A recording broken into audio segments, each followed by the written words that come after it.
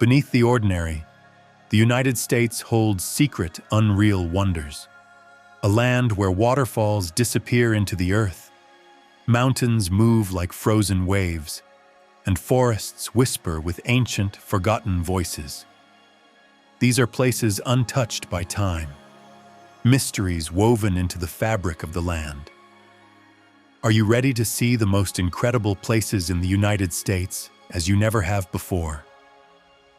Once you glimpse America's secrets, you'll never see this nation in the same way ever again. The Wave, hidden deep within the Arizona desert, is a place so surreal it feels as though it belongs on another planet. Its undulating sandstone walls ripple in frozen waves, their smooth surfaces painted in swirling shades of burnt orange, deep crimson, and golden amber. This geological masterpiece was sculpted over millions of years by wind and water, its layers stacked like pages in an ancient book, each one holding a secret from the Earth's past. The journey to the Wave is not an easy one.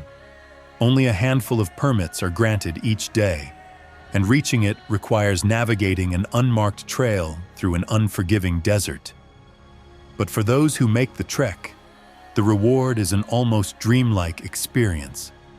As the sun shifts across the sky, the rocks seem to glow from within, pulsing with color, their curves bending light in ways that trick the eye. The silence here is absolute. No roads, no crowds, just the eerie whisper of the wind through stone.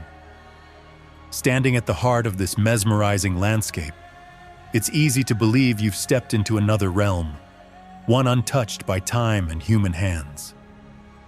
Farther north, deep within Yellowstone National Park, a pool of impossible colors shimmers like liquid fire, grand prismatic spring. At first glance, it doesn't seem real. A vast, steaming body of water stretches nearly 370 feet across, its center an impossibly deep shade of blue, fading into rings of neon green, searing yellow, and fiery orange. These brilliant hues aren't a trick of the light. They're the work of heat-loving bacteria that thrive in the scalding waters, creating a living, breathing palette that defies belief. The air here is thick with mist, carrying the scent of sulfur, a reminder that this place is alive, teetering on the edge of a sleeping supervolcano. Looking down from above, the spring appears as an open eye, staring up at the heavens, its vibrant colors shifting with the seasons. The surrounding landscape is equally otherworldly. Geysers erupt unpredictably, sending columns of steam into the sky, while bubbling mud pots churn like primordial cauldrons. It is a place that feels ancient and untamed, a reminder that beneath the surface, the earth is still very much alive. Journeying south to Utah, another landscape of impossible beauty unfolds, Bryce Canyon. But this is not a canyon in the traditional sense. Instead, it is an amphitheater of stone, filled with thousands of towering spires known as hoodoos. These crimson and ivory pinnacles rise like frozen flames, sculpted by centuries of wind and ice, their jagged edges glowing under the morning sun. The formations seem almost sentient, standing like a silent army guarding some ancient secret. In the early hours of dawn, the landscape is bathed in an ethereal golden light, the shadows stretching long and deep, making the hoodoos appear even more surreal. As night falls, an entirely different wonder emerges. Bryce Canyon is home to some of the darkest skies in North America, and when the sun dips below the horizon, the heavens explode into a spectacle of stars. The Milky Way unfurls across the sky in a luminous river, so bright it casts shadows on the ground. Here, in this vast cathedral of stone and stars, the universe feels closer, the weight of eternity pressing against the earth. Moving east, hidden within the mountains of Kentucky. A subterranean world unfolds, Mammoth Cave, the longest cave system on Earth. Stretching for over 400 miles, much of it remains unexplored, its dark tunnels extending like veins deep into the belly of the planet.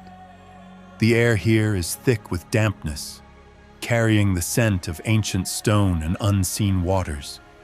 Stalactites hang from the ceiling like frozen daggers, while underground rivers twist through the darkness, their depths unknown. Inside the cave's vast chambers, the silence is absolute. It is a silence unlike any other, a stillness so complete that even the sound of your own heartbeat seems intrusive.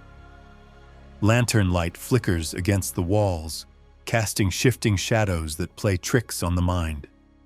Some explorers claim to have heard whispers in the dark, fleeting echoes of voices long past. Others speak of strange, ghostly figures glimpsed at the edge of the light, remnants of the souls lost within these endless corridors. But whether or not the legends are true, there is an undeniable weight to this place, a sense that time itself has slowed, that the earth holds secrets here that may never be fully uncovered.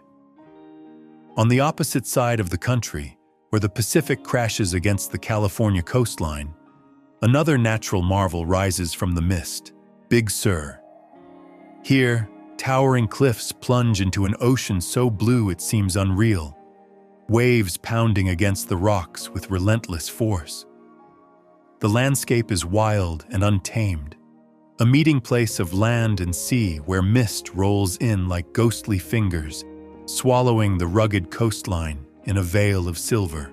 Winding along the edge of these cliffs is Highway 1, a road that seems to defy gravity, clinging to the sheer rock face as it twists and turns above the churning waters. It is one of the most breathtaking drives in the world, every turn revealing a new vista more stunning than the last.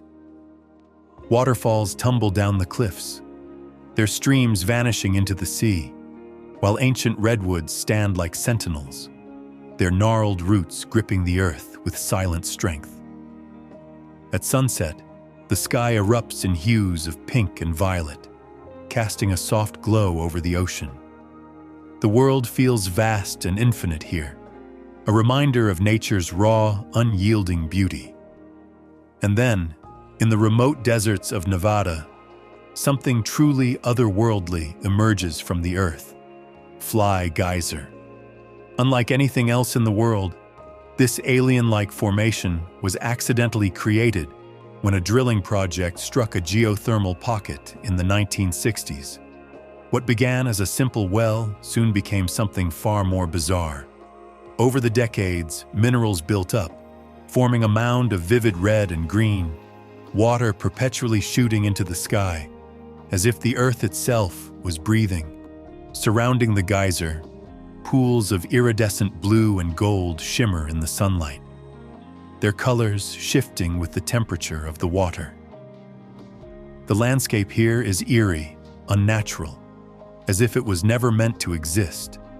It is a reminder that sometimes, even accidents can create beauty, that nature, when given the chance, will reclaim and transform anything in its path.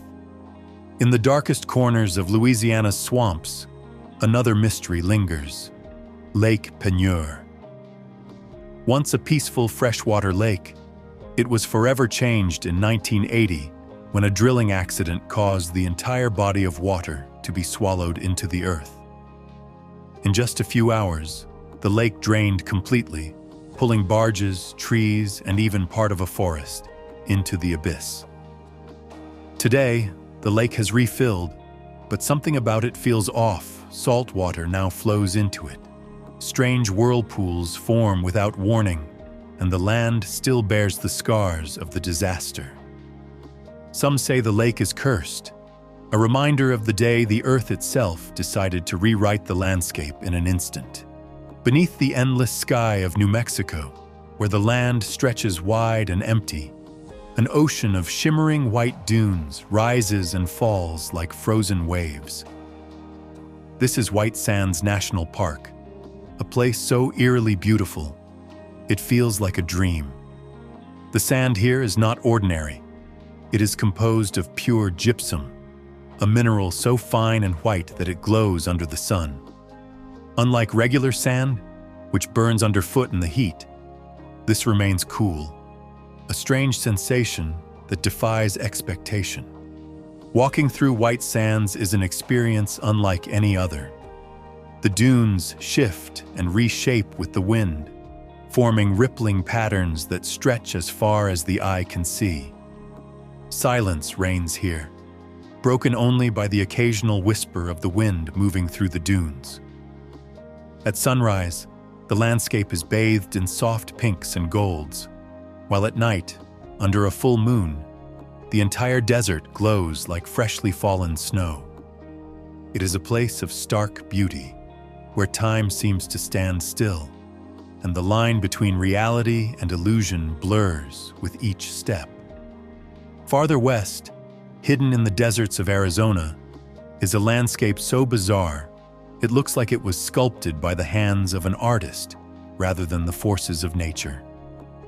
The petrified forest is not a forest in the traditional sense. Instead of towering trees with rustling leaves, the ground is littered with the fossilized remains of an ancient woodland, each trunk turned to solid quartz over the course of 200 million years. The colors here are astounding. Logs that were once living trees now gleam in shades of deep crimson, violet, and gold, their surfaces crystallized into dazzling formations. Scattered across the barren terrain, these petrified remains tell a story of a world long gone, a prehistoric landscape frozen in time.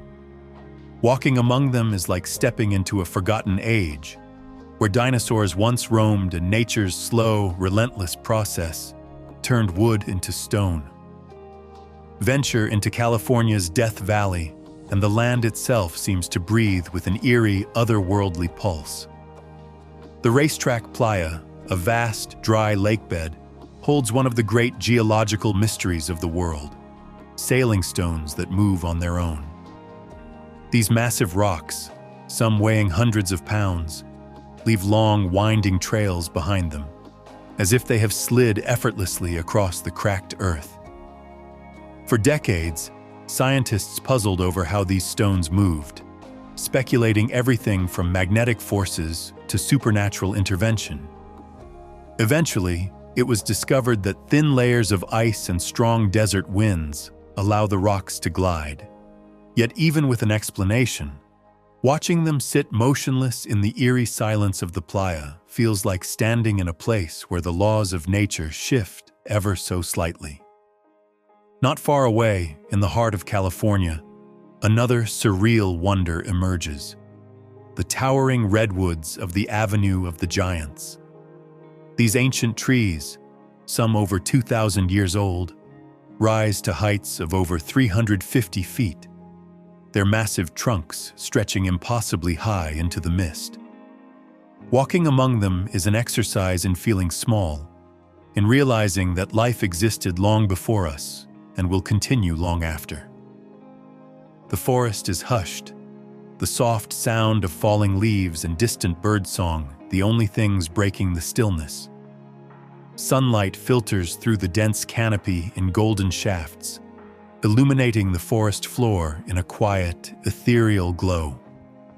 The scent of damp earth and pine fills the air, and every step feels like treading through a realm that exists beyond time. Some of these trees have survived fires, storms, and centuries of change, standing as silent witnesses to history. Here, in this cathedral of giants, the world slows, and the enormity of nature's power becomes undeniable. Traveling east to the Midwest, the earth itself seems to split open in the Badlands of South Dakota. This is a land of extremes. Jagged rock formations rise from the earth in layered striations of red, yellow, and purple, carved over millions of years by wind and rain. The landscape is raw, unforgiving, and yet mesmerizingly beautiful, a place where the past is written into the very bones of the earth. Fossils of ancient creatures lie hidden beneath the surface, remnants of a time when this land was a prehistoric seabed teeming with life. At sunset, the sky burns in brilliant shades of orange and pink, casting long shadows over the labyrinth of canyons and spires. The Badlands feel untouched, as if they belong to another world entirely, a place of solitude and stark, haunting grandeur. Further north, another force of nature commands attention: the northern lights over Alaska. Here, in the vast wilderness, far from the city lights, the sky comes alive in a way that defies belief. Waves of emerald green, violet, and crimson dance across the heavens, shifting and swirling as though painted by an unseen hand.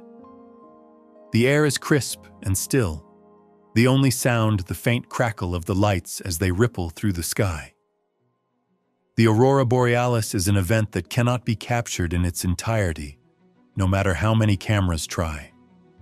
The sheer scale of it, the movement, the way the colors seem to pulse with an energy all their own, it must be experienced to be understood.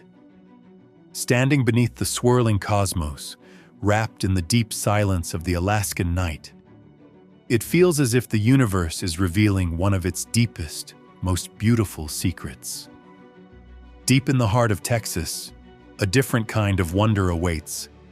Hamilton Pool, a hidden grotto of jade-green water beneath a massive limestone overhang. This natural pool was formed thousands of years ago when the dome of an underground river collapsed, leaving behind a serene oasis sheltered from the scorching Texas sun.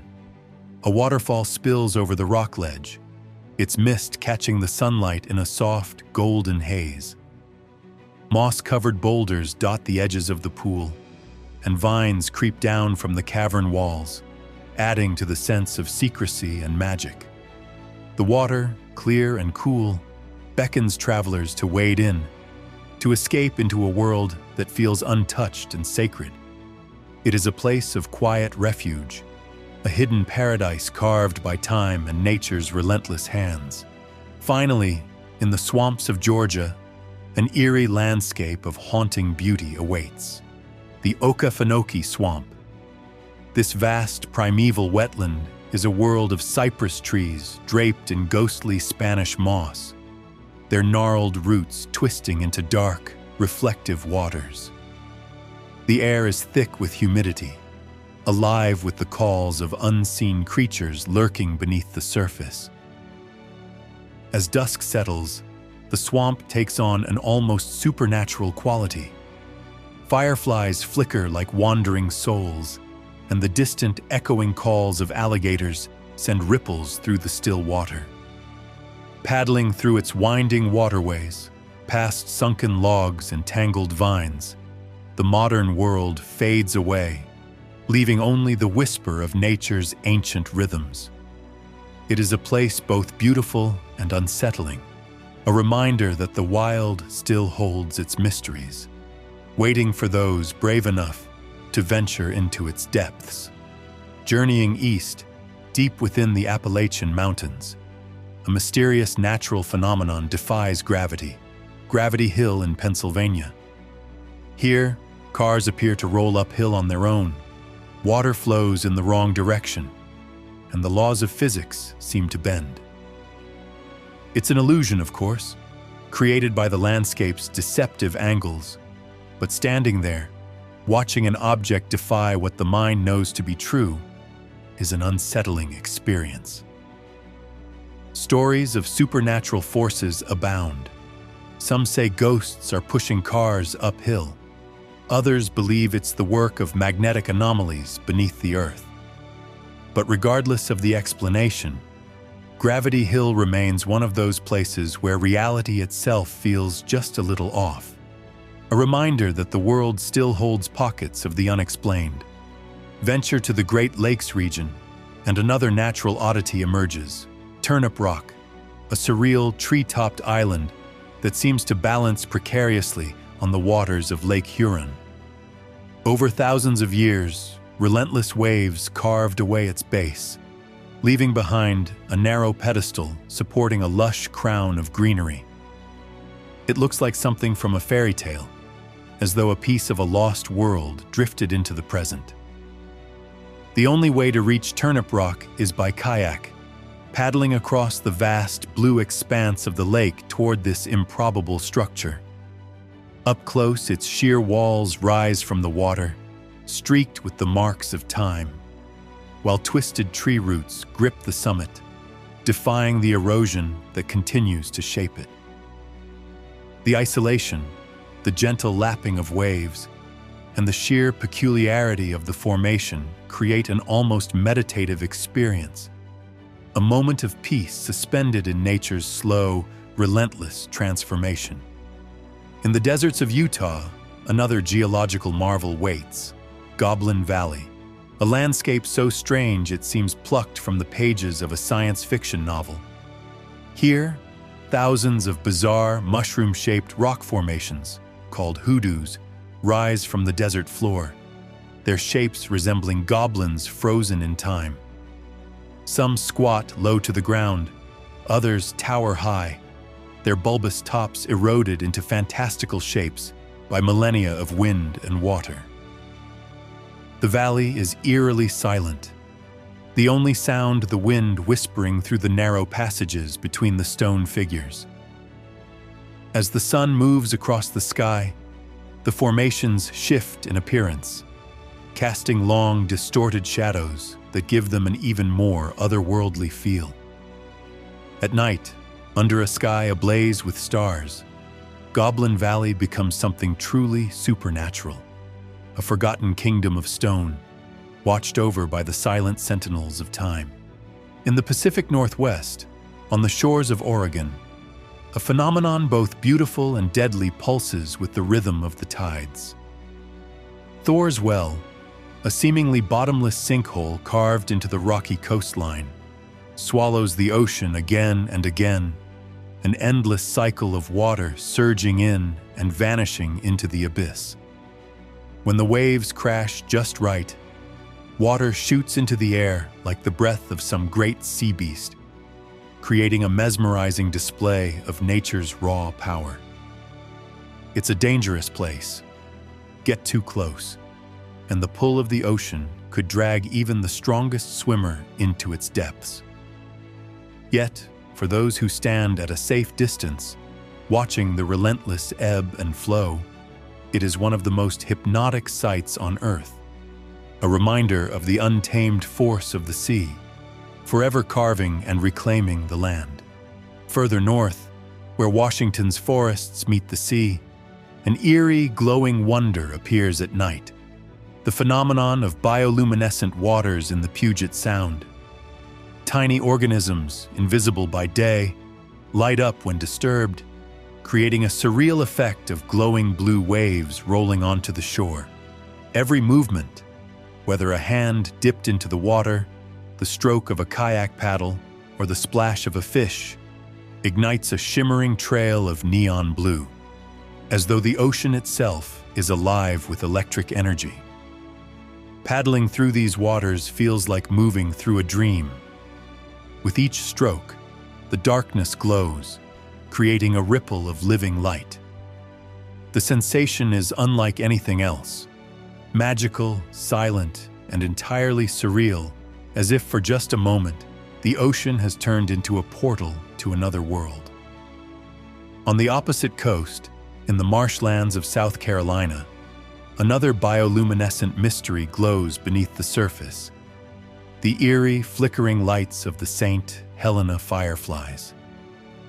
Unlike typical fireflies that blink on and off randomly, these rare insects synchronize their glow, pulsing in perfect unison, an entire forest coming alive with coordinated flashes of light. Watching the fireflies dance in the humid night air is almost otherworldly. Thousands upon thousands of tiny golden lights, blinking in time like a heartbeat, stretching deep into the woods. Scientists still don't fully understand why they synchronize. But in that moment, standing in the warm darkness, the reason hardly matters. The effect is hypnotic, a rare glimpse into one of nature's most delicate and awe-inspiring performances. And finally, in the rugged landscape of Hawaii's Big Island, an inferno flows beneath the stars, lava glowing red-hot as it spills into the ocean at Volcanoes National Park. This is creation in its purest form, the earth birthing new land, reshaping itself in real time. The heat is overwhelming, the ground trembling slightly beneath the weight of nature's fury. At night, the sight is even more staggering. The molten river glows an intense, almost hypnotic orange as it snakes down toward the sea, sending plumes of steam billowing into the sky upon contact with the water. The contrast is stark. Fire and ocean colliding, ancient elements at war in a spectacle that has played out for millennia. Standing at the edge of the flow, feeling the heat against your skin, watching the sparks fly as new rock is formed before your eyes, there is no mistaking it. This is the raw power of the planet itself, moving and changing, reminding us that the Earth is still very much alive. Beneath the still waters of Lake Michigan, something hauntingly beautiful rests in eternal silence. A graveyard of lost ships, preserved beneath the icy waves. The Great Lakes Shipwreck Preserve holds more than 100 sunken vessels, their skeletal remains frozen in time. Unlike ocean wrecks, which succumb to salt and decay, the fresh, cold waters of the lake keep these wrecks eerily intact. Masts still rise from the depths. Cabins remain nearly untouched, and in some cases, forgotten artifacts, boots, plates, and lanterns lie undisturbed where they were left. Divers who descend into these depths enter another world. Sunlight filters down in ghostly beams, illuminating wooden hulls that have not seen the surface for over a century. Some ships rest at impossible angles, their bows jutting toward the surface as though still struggling against the waves. Others sit eerily upright, as if waiting for their long-lost crew to return.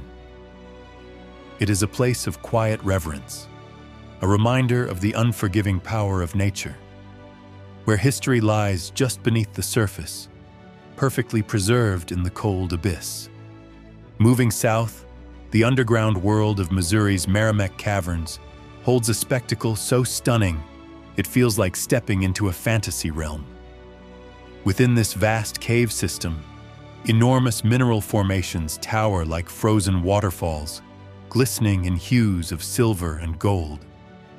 The most breathtaking of all is the ancient wine table, a massive, perfectly balanced rock formation shaped over millions of years, as if placed there by the hands of giants. The air inside the caverns is thick with dampness, carrying the scent of wet stone and ancient earth.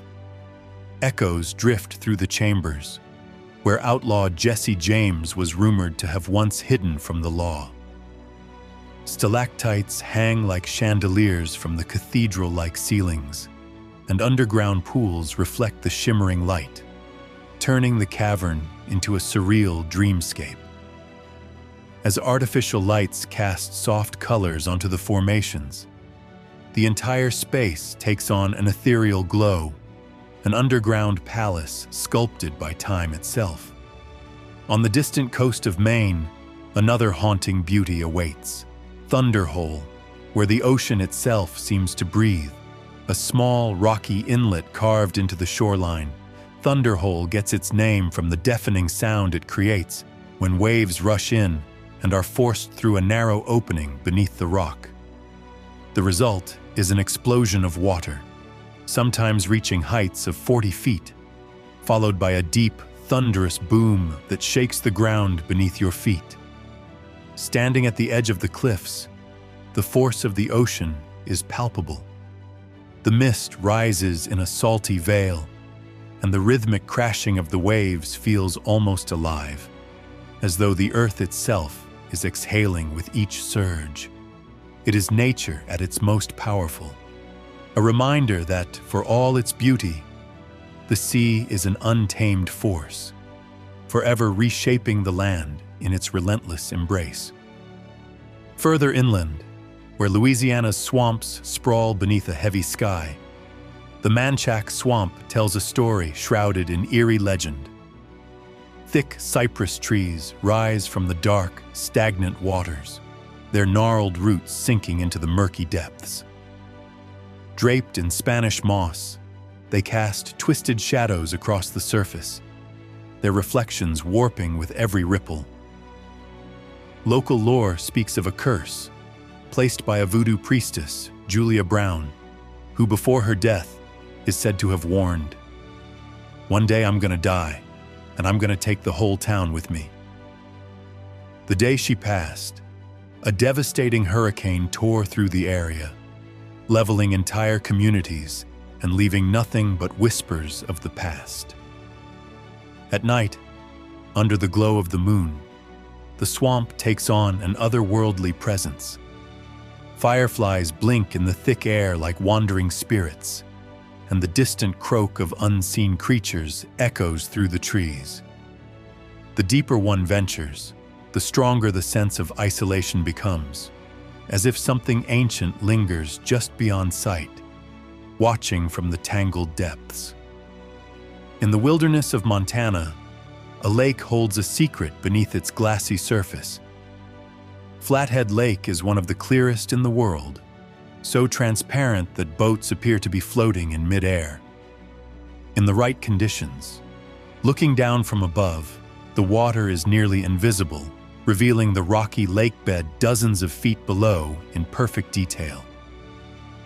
This natural clarity is due to a lack of suspended particles, a rare phenomenon that creates an optical illusion of boats hovering over the depths. The eerie stillness, combined with the endless blue of the sky mirrored on the water, turns the lake into a near-perfect reflection of the heavens. The effect is so surreal that even seasoned travelers struggle to believe their eyes. In winter, when ice forms over the surface, the transparency remains, turning the frozen lake into a vast, crystal-clear window into the depths below. In the heart of Colorado, beneath the towering peaks of the Rocky Mountains, lies a field of singing sand dunes. The Great Sand Dunes National Park is home to the tallest dunes in North America, some reaching heights of 750 feet. But beyond their staggering size, these dunes hold another secret. When the conditions are right, they sing. As the wind shifts and moves the sand, it generates a deep, resonant hum, a low-frequency vibration that can be felt as much as heard. It is an eerie, almost mystical sound, like the breath of the earth itself, whispering through the valley. Climbing these dunes is an experience of pure contrast. Scorching hot sand underfoot during the day, ice-cold ridges at night, an ever-changing landscape where nature plays its own music, echoing across the vast, golden expanse. And finally, where the Mississippi River meets the Gulf, a ghost town sinks slowly into the waters of the bayou. The abandoned town of Pilot Town, Louisiana, once a thriving outpost for river pilots, now sits half-submerged, its remaining structures overtaken by creeping vegetation. Wooden docks crumble into the water, homes stand empty, their windows dark and hollow, while the river continues to rise, swallowing what remains. There is no road leading here. Only boats can navigate the shifting waterways that wind through the marsh, past forgotten relics of a town fading into obscurity. The silence is thick, broken only by the distant cry of a heron or the soft lap of water against rotting wood. It is a place being reclaimed by nature, where time seems to slip away, and the boundary between past and present begins to blur. In the heart of Tennessee, Deep within the Smoky Mountains lies a phenomenon so mysterious it has baffled travelers for centuries: the synchronous fireflies of Elkmont. Unlike ordinary fireflies that flicker randomly, these bioluminescent creatures pulse in perfect harmony, creating a hypnotic wave of golden light that sweeps through the forest. For a few magical weeks each summer, thousands of fireflies gather in the humid air, their flashes syncing up like a heartbeat in the night. The effect is mesmerizing, an entire landscape pulsing with golden light, flickering and fading in unison before vanishing into darkness, only to return moments later. Scientists believe this synchronization is a mating ritual, a way for the insects to attract their perfect partner. But standing beneath the glowing canopy, it feels like something much more, like nature itself is breathing, whispering secrets into the warm, still air. Farther west, on the plains of Oklahoma, another inexplicable sight dances across the night: the mysterious lights of the Wichita Mountains. For centuries, travelers and Native American tribes have reported strange, glowing orbs drifting over the hills, flickering in and out of existence without warning. The phenomenon has never been fully explained. Some believe it is a natural occurrence, swamp gas igniting in the air, or reflections of distant car headlights distorted by the terrain. Others insist that the lights are spirits, wandering souls from the past, still searching for their way home. Regardless of the explanation, the sight is hauntingly beautiful. The orbs appear without pattern, hovering silently above the landscape before vanishing into the darkness, leaving behind only questions and an eerie sense of wonder. In the middle of the Utah desert, beneath the watchful eye of the towering mesas, lies another place where nature defies expectation: Bonneville Salt Flats. A vast, otherworldly expanse of blinding white salt stretches endlessly to the horizon, so flat and reflective that the sky itself seems to merge with the earth. In the dry season, the salt flats become a barren wasteland, cracked and textured like the surface of an alien planet. But after a rare rain, the landscape transforms. A thin layer of water covers the salt, turning it into the largest natural mirror on Earth.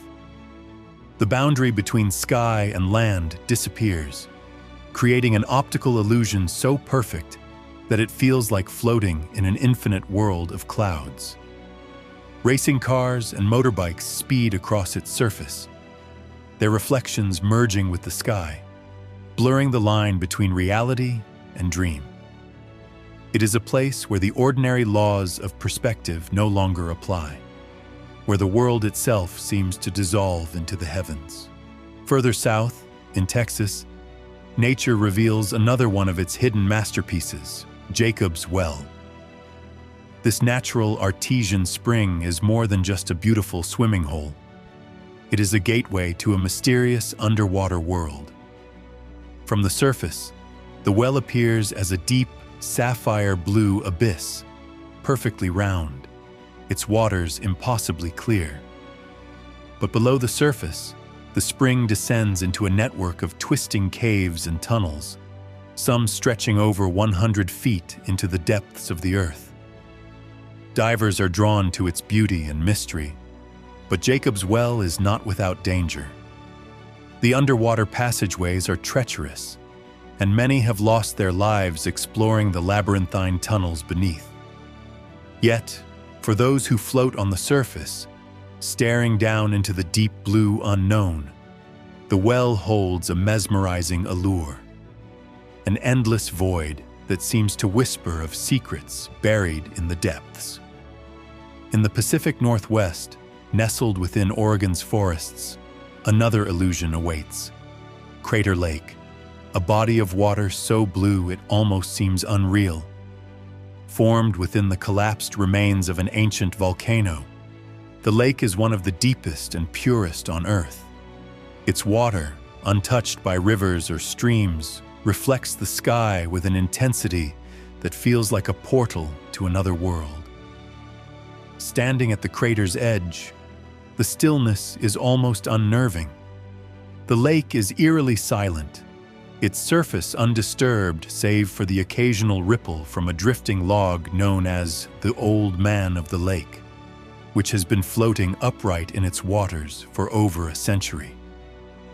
Looking down into the unfathomable depths, where the water fades from sapphire to black, there is a sensation of vertigo, a feeling of gazing into infinity itself. And then, in the farthest reaches of Alaska, where the wilderness remains untamed, an island of ice and fire emerges from the sea, Bogoslov Island. This volcanic island, constantly changing, rises and falls from the ocean with each eruption. One year it is little more than a rocky outcrop. The next it has doubled in size, its jagged cliffs steaming as new land is born before the eyes of those who dare to watch.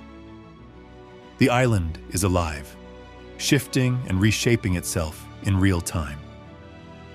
Lava collides with the icy waves, sending plumes of steam billowing into the sky, while seabirds nest on its precarious cliffs, adapting to an ever-changing home. Few humans have ever set foot on Bogoslov. It is a place claimed by the raw, unyielding forces of nature. Watching from a distance, one can feel the earth itself in motion, creating and destroying in a cycle older than time.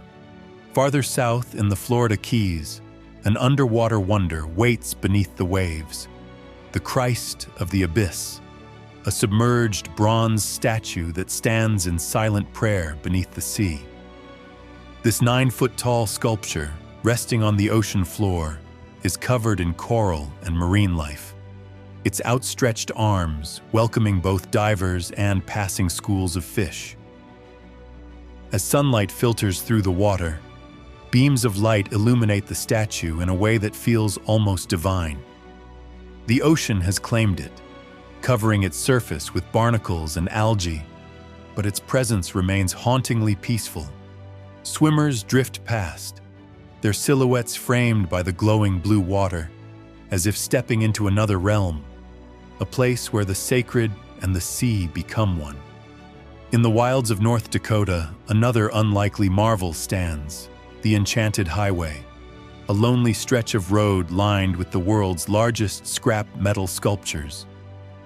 Towering cowboys, soaring geese, and massive grasshoppers rise from the prairie, some standing over 50 feet tall, crafted from rusted steel and old farm equipment. Driving along this surreal route feels like journeying through a forgotten dream, where giants still roam and the ordinary transforms into the extraordinary. The sculptures loom against the horizon, their shadows stretching long across the fields, an unexpected collision of art and landscape in the most unexpected of places. And finally, in the heart of America, where the Great Plains stretch endlessly beneath the sky, the monument rocks of Kansas rise like the ruins of an ancient civilization. These towering limestone formations, some over 70 feet high, were formed from the remains of an ancient sea that once covered the land.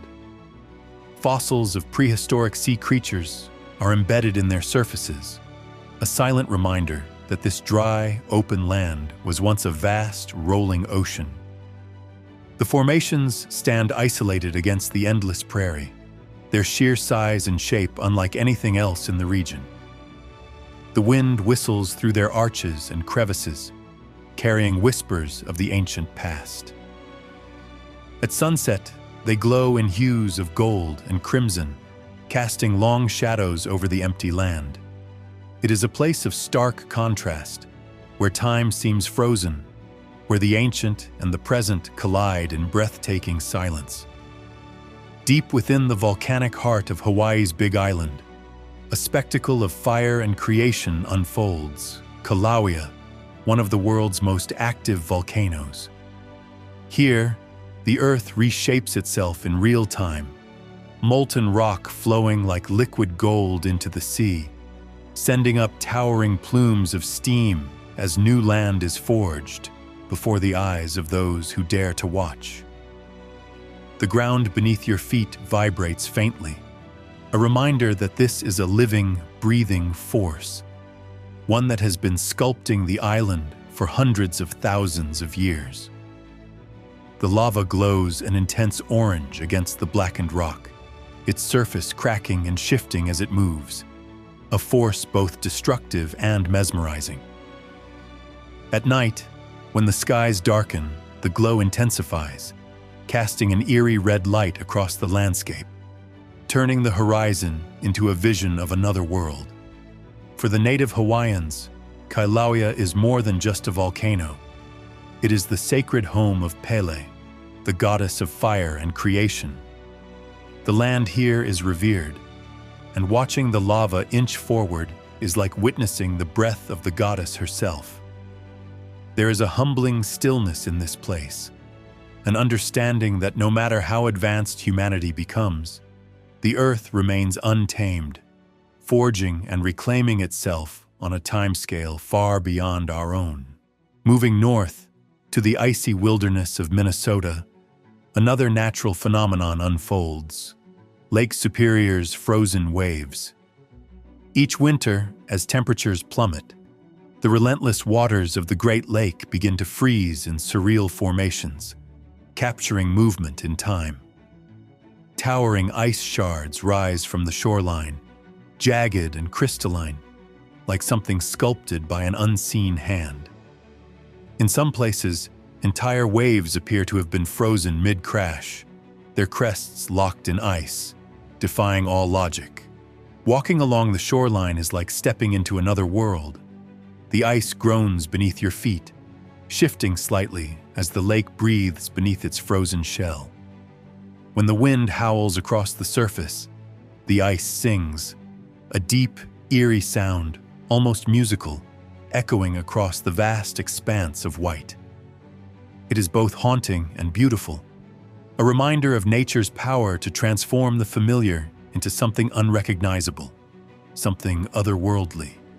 Farther south, in the wild heart of Arkansas, the Crystal Bridges Museum holds an unexpected treasure, an infinity mirror installation that bends time and space. Designed by renowned artist Yayoi Kusama, this mirrored room, known as the soul of millions of light years away, creates the illusion of endless galaxies. Stepping inside, visitors are enveloped in an endless reflection of glowing orbs, suspended like stars in the infinite dark. It is a place that forces introspection, that makes one feel both infinitesimally small and deeply connected to the vastness of the universe. The mirrored walls stretch into eternity, reflecting countless versions of oneself, each existing in its own infinite plane. It is a reminder that perception shapes reality, that even within the confines of a room, infinity can be felt. Traveling to California, another surreal wonder emerges: the glass beach of Fort Bragg. Unlike traditional shores of golden sand, this beach is covered in millions of smooth, multicolored sea glass pebbles, glistening in the sunlight like scattered jewels. What began as a dumping ground for broken bottles and discarded glassware has, over decades, been reclaimed by the ocean, its relentless waves grinding sharp shards into rounded gems. Walking barefoot along the shore, the sensation is unlike any other. Cool, smooth glass crunching softly underfoot, shifting with the movement of the tide. The colors, varying from deep blues to emerald greens and fiery ambers, shimmer beneath the water, catching the light like 1,000 tiny prisms. It is a testament to nature's ability to transform even humanity's waste into something extraordinary. A reminder that beauty can be found in even the most unexpected places. In the lonely deserts of Arizona, another marvel of transformation rises from the red earth. The the towering hoodoos of the Chiricahua National Monument. These strange rock formations, shaped by volcanic eruptions and sculpted by centuries of wind and rain, stand like sentinels against the sky. Some are slender and impossibly balanced, defying gravity with their precarious forms, while others resemble great stone towers, frozen in time. As the sun moves, shadows stretch and shift across the valley, giving the illusion that the rocks themselves are moving, twisting, breathing. Walking among them feels like stepping into a forgotten kingdom, a realm where time itself has slowed to a crawl, allowing the forces of nature to create sculptures that rival the greatest works of human art.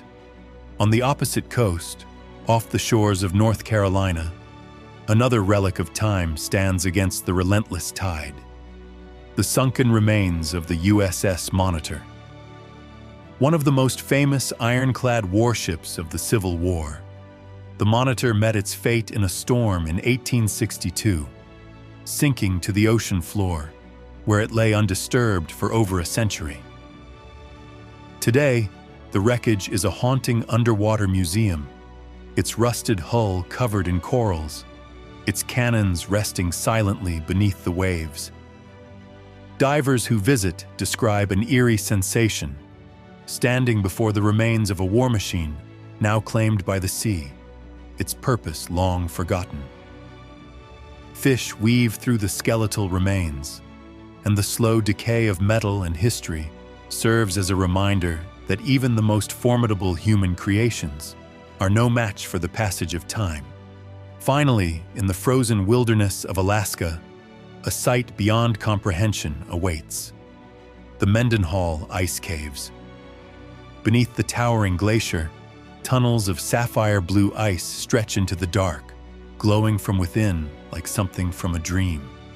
The walls, smooth as glass, ripple with frozen waves, capturing light in a way that makes the cave seem almost translucent. Stepping inside is like walking through the heart of an ancient, frozen world. The air is crisp and still, and every footstep echoes softly against the ice.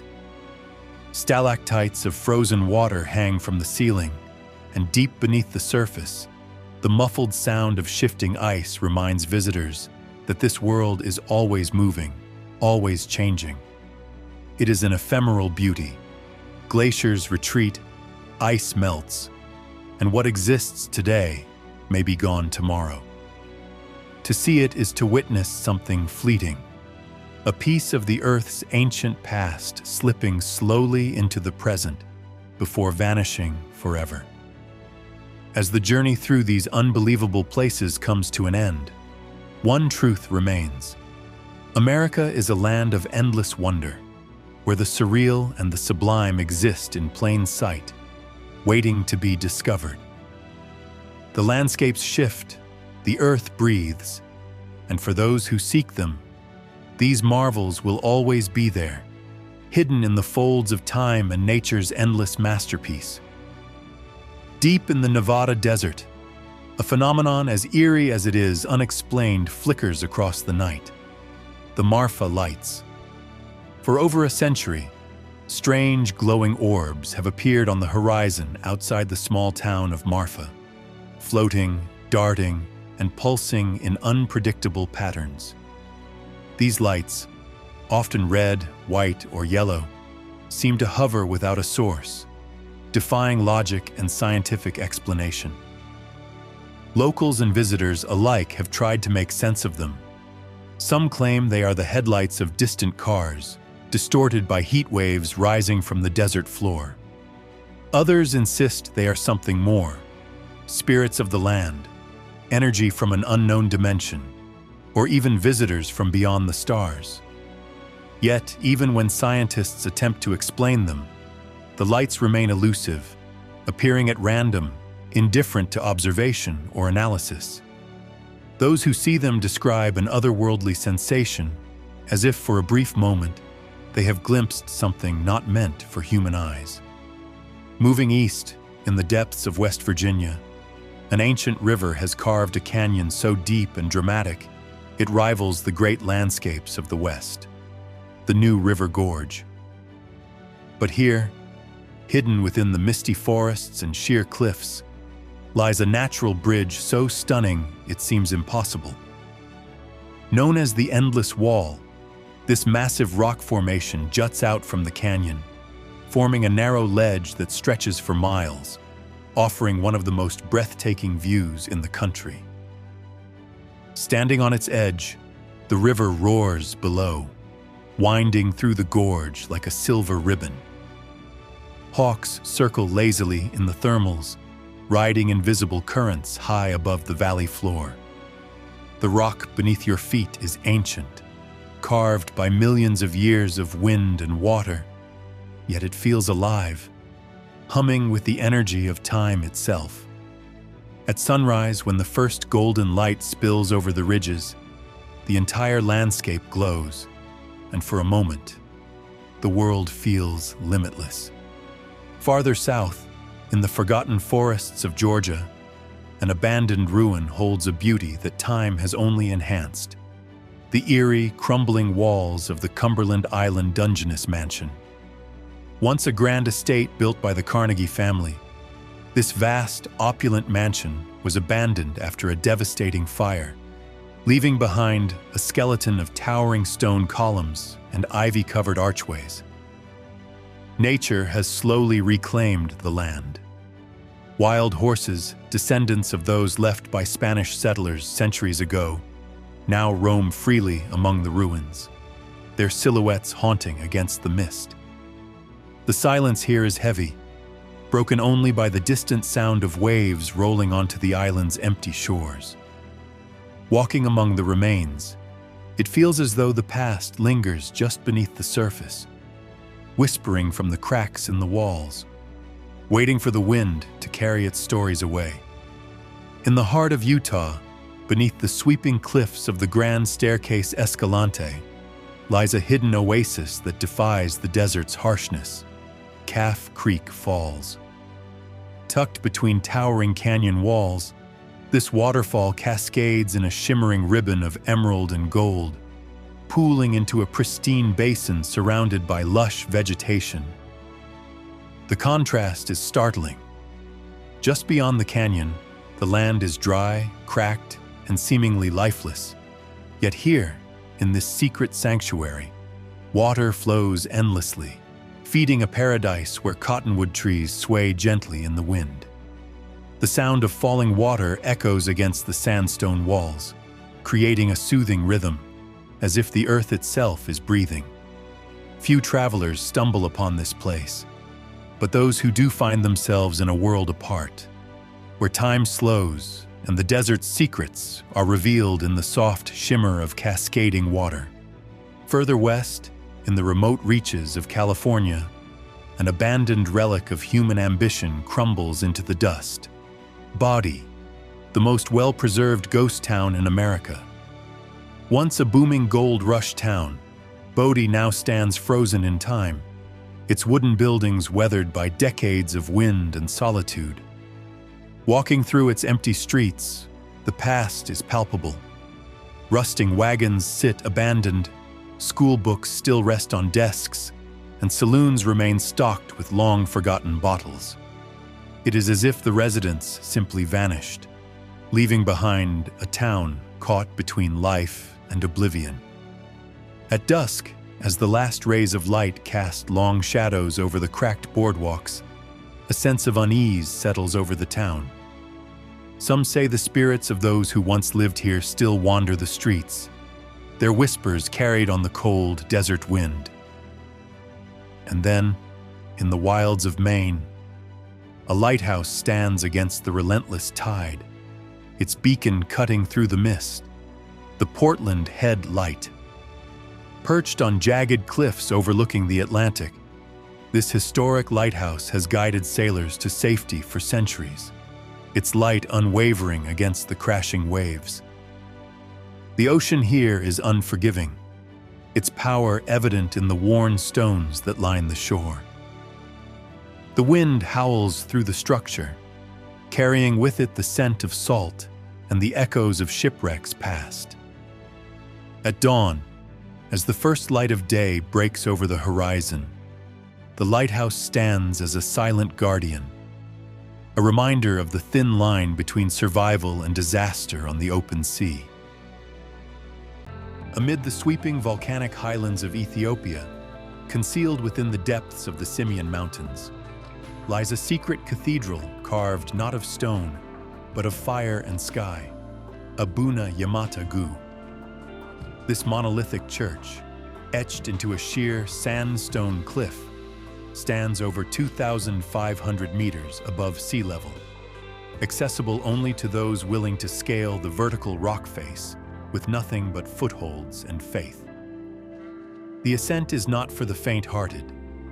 You climb barefoot, fingers gripping time-smoothed ridges, the abyss yawning below with every upward step. Yet, with every breathless meter gained, the world below grows smaller, and something deeper begins to rise within, a kind of primal reverence. At the summit, the entrance to the church yawns like a secret long buried, and when you pass through, a new world unfolds. Inside, the walls bloom with ancient frescoes, vivid portraits of saints and angels painted over 1,000 years ago, their colors unfaded by time, their eyes wise with eternity. The air is still and cool, filtered through centuries of devotion. Sunlight spills through a narrow slit in the stone, casting beams upon the altar. Outside, the world spreads in silence, peaks and plateaus dissolving into haze. This place was not built to attract pilgrims. It was born from a need to touch the divine in solitude. Abuna Yamata Gu is not just a church. It is a prayer cast into the sky, a monument to the idea that the path to something sacred is never easy, but always worth the climb. On the western edge of Slovenia, where the Julian Alps begin to soften into rolling highlands, there is a gorge so hidden, so painterly in its perfection, it could easily be mistaken for a place conjured in a dream. Tolman Gorge is not loud in its beauty. It doesn't roar like great rivers or tower like alpine peaks. Instead, it sings softly, with the kind of wonder that grows with every step you take along its moss-covered trails and beneath its limestone walls. The water here is the color of forgotten gemstones, milky turquoise, deep jade, transparent topaz. Each bend in the stream, another stroke in a painting still wet with color. Steam sometimes drifts from the earth, a reminder that beneath this fairy tale lies a restless, breathing world of subterranean heat.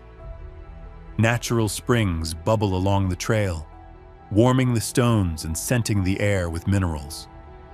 Footbridges span the chasms with quiet grace, giving way to views that make the breath catch. High cliffs rising like cathedral walls, their faces dripping with hanging gardens of fern and ivy. The Devil's Bridge arcs above, a slender thread of man-made defiance connecting two impossible points in space.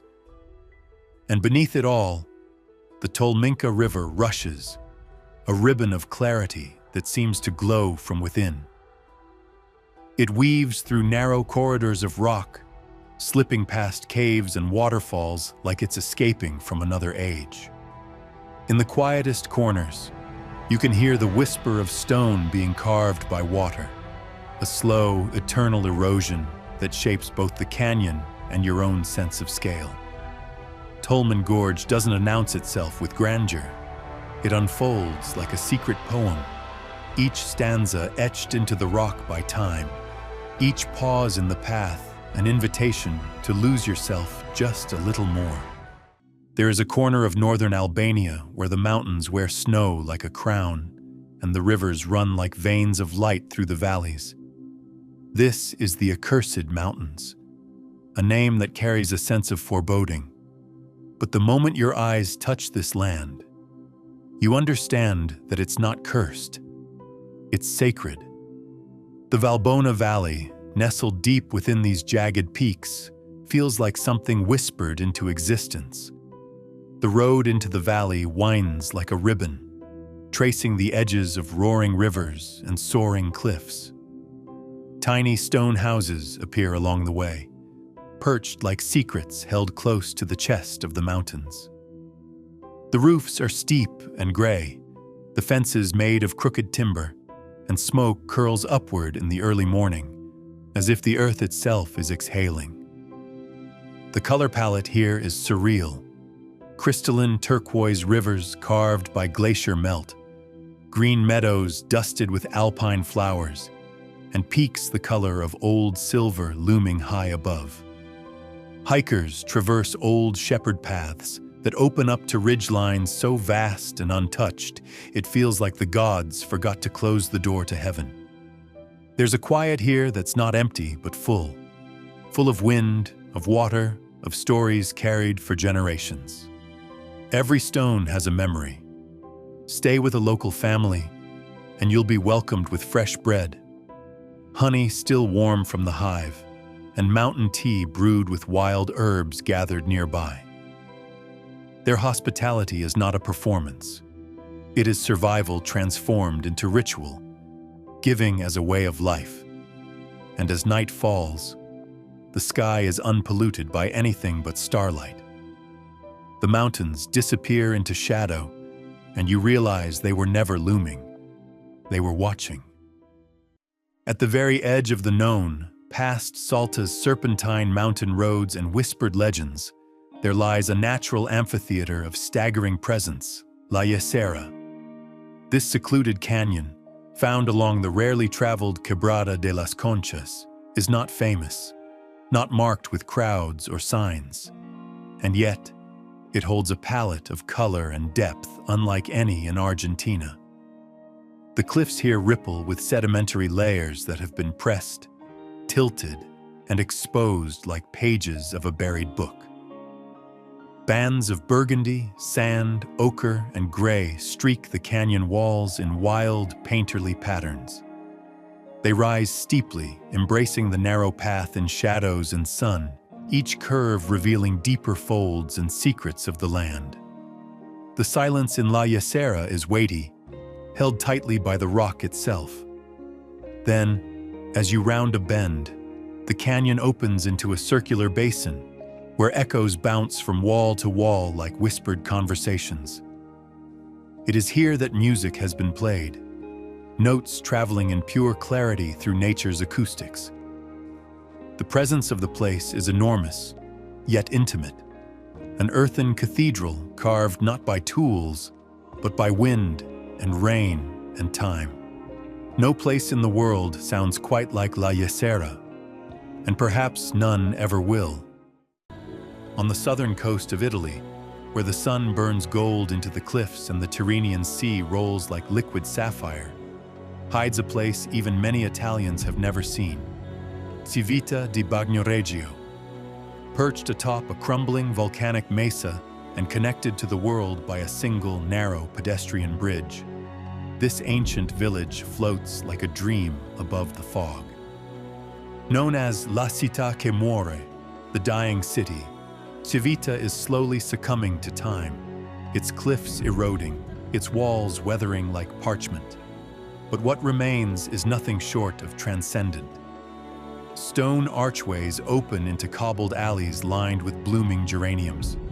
Sunlight plays on ochre walls, and every turn reveals vistas that stretch into rolling vineyards, olive groves, and the deep folds of the Lazio countryside. There are no cars here, no neon signs, only footsteps echoing off stone and the clink of cutlery from hidden courtyards. At dusk, the town glows in amber tones, the sky melting into lavender as church bells ring like echoes from centuries past. Civita doesn't try to impress. It whispers, seduces, and disappears into the mist.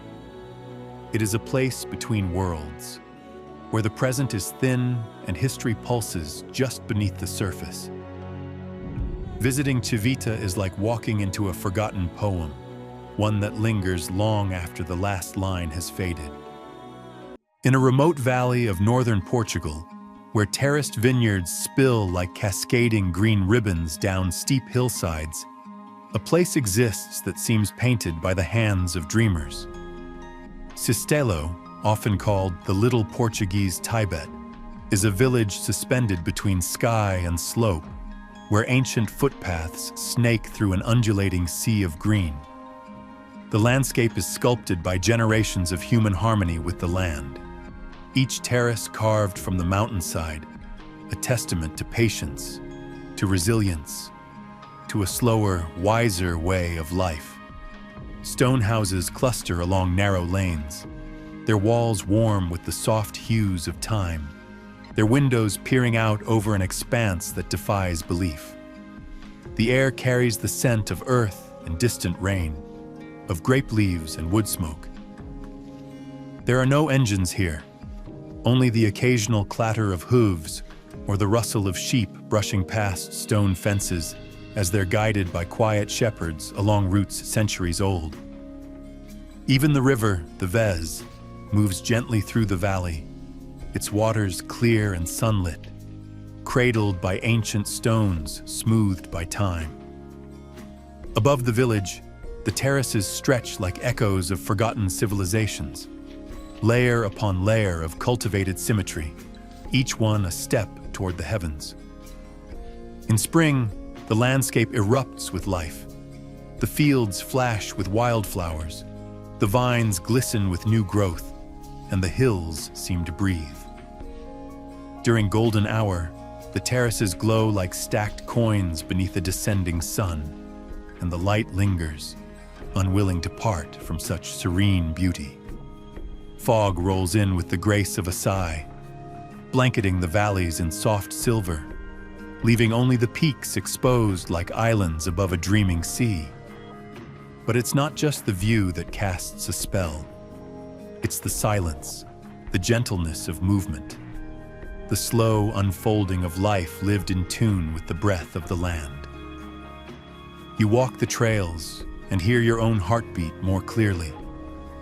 You rest beside a stone wall and feel the warmth of centuries pressed into the rock. A dog might trail behind you for a while. No leash, no words, just shared quiet. Locals greet you not with rehearsed welcomes, but with a nod, a glance that says, "We understand something here that's easy to forget elsewhere." By nightfall, the stars awaken above Cistelo like ancient storytellers returning to finish their tales.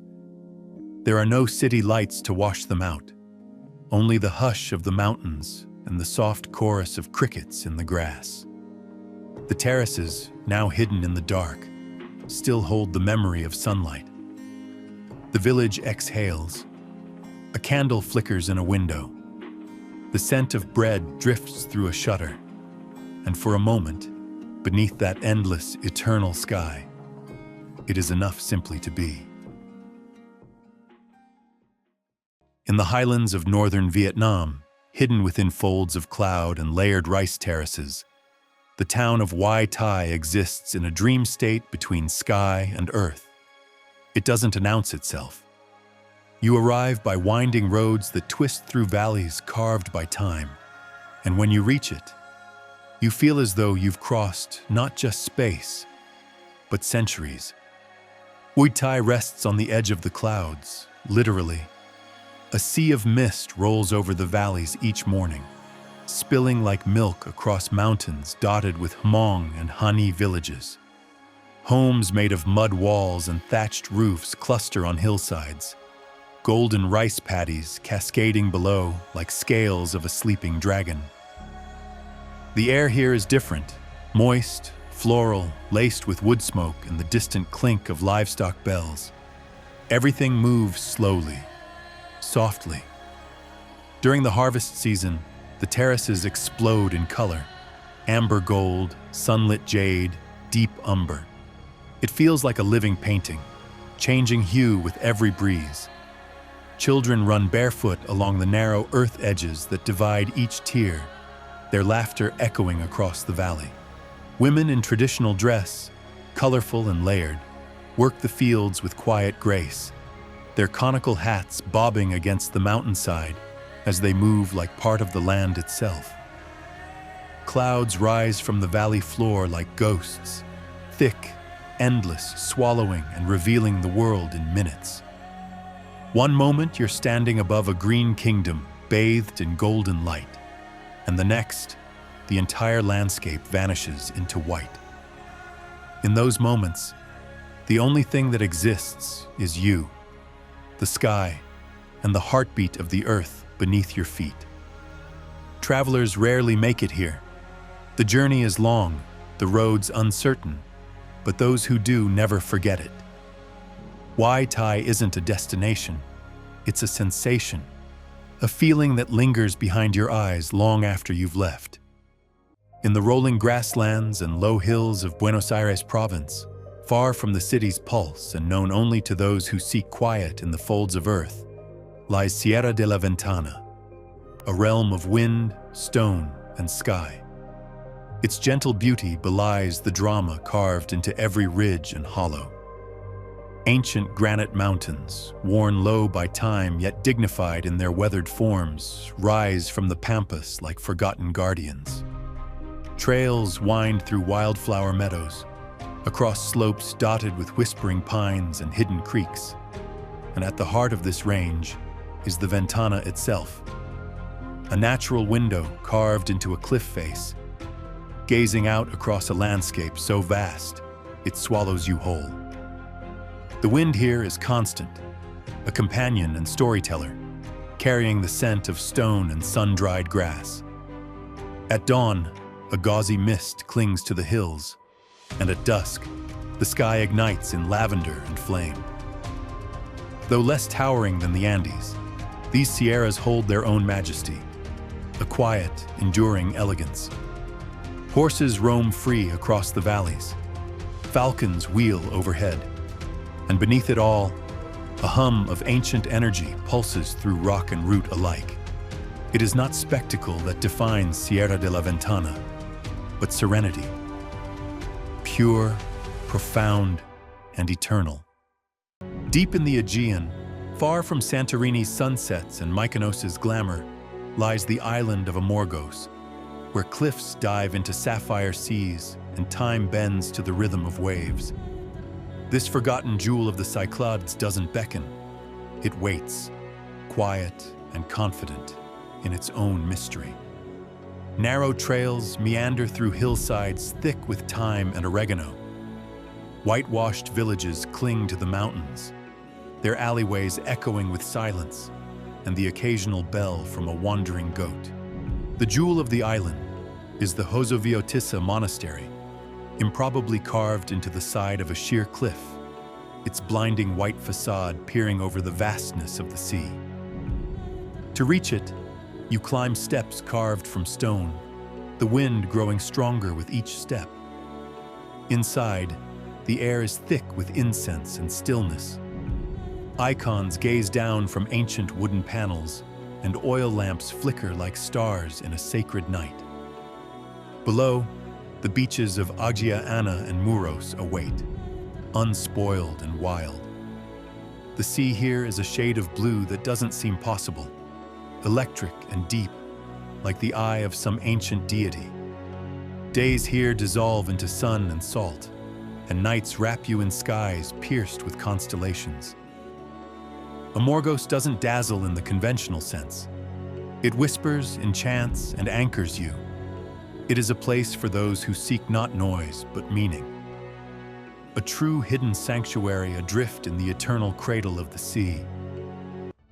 In the shadowy folds of the Swiss Jura Mountains, hidden where the forest thickens and the trail becomes more suggestion than path, a marvel waits, unspoiled and unsung. Creux du Vin, an immense natural amphitheater carved into limestone, rises with silent grandeur from a bed of mist. Its cliffs, almost vertical and 160 meters high, form a perfect crescent over a kilometer wide. From afar, it appears like the very edge of the world, a place where the earth forgot to close its pages, leaving behind this majestic scar as proof of some primal battle between water, wind, and stone.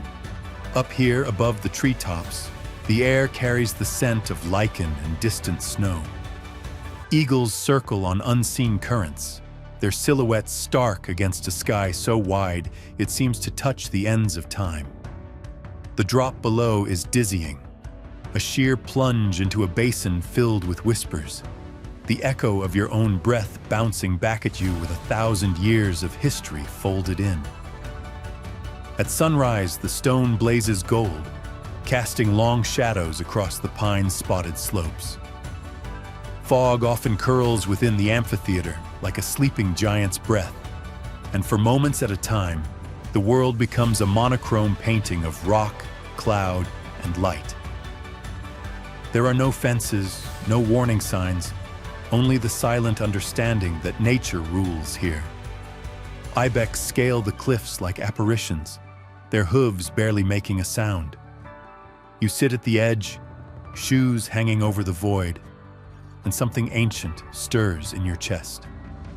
A sense of scale, of awe, of humility.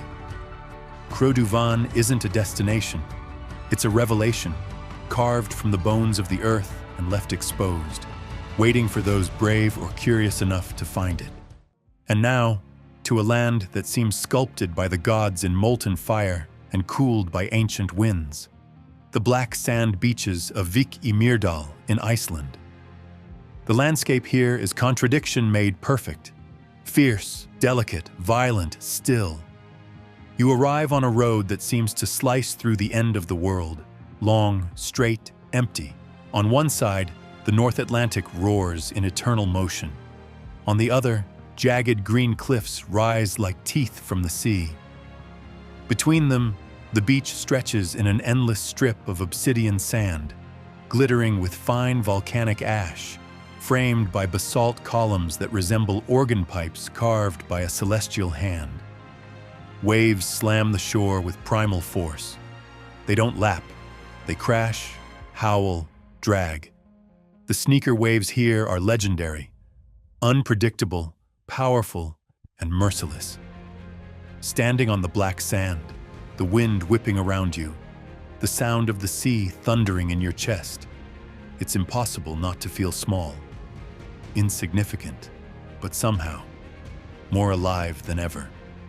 A short hike brings you to Reynisfjara, where stone sea stacks, the Reynisdrangar, rise from the surf like petrified giants. Local legend says they were trolls, frozen at dawn as they tried to drag ships from the ocean. They stand motionless now, cloaked in mist and mythology, watching over a shore that feels older than time. Nearby, the Dirhole promontory juts into the sea, a wind-lashed cliff from which puffins dive and sea spray leaps into the sky. Look down, and the black beach curves endlessly beneath you. Look up, and clouds race overhead like ink across the parchment of the sky. This place is cinematic in the purest sense.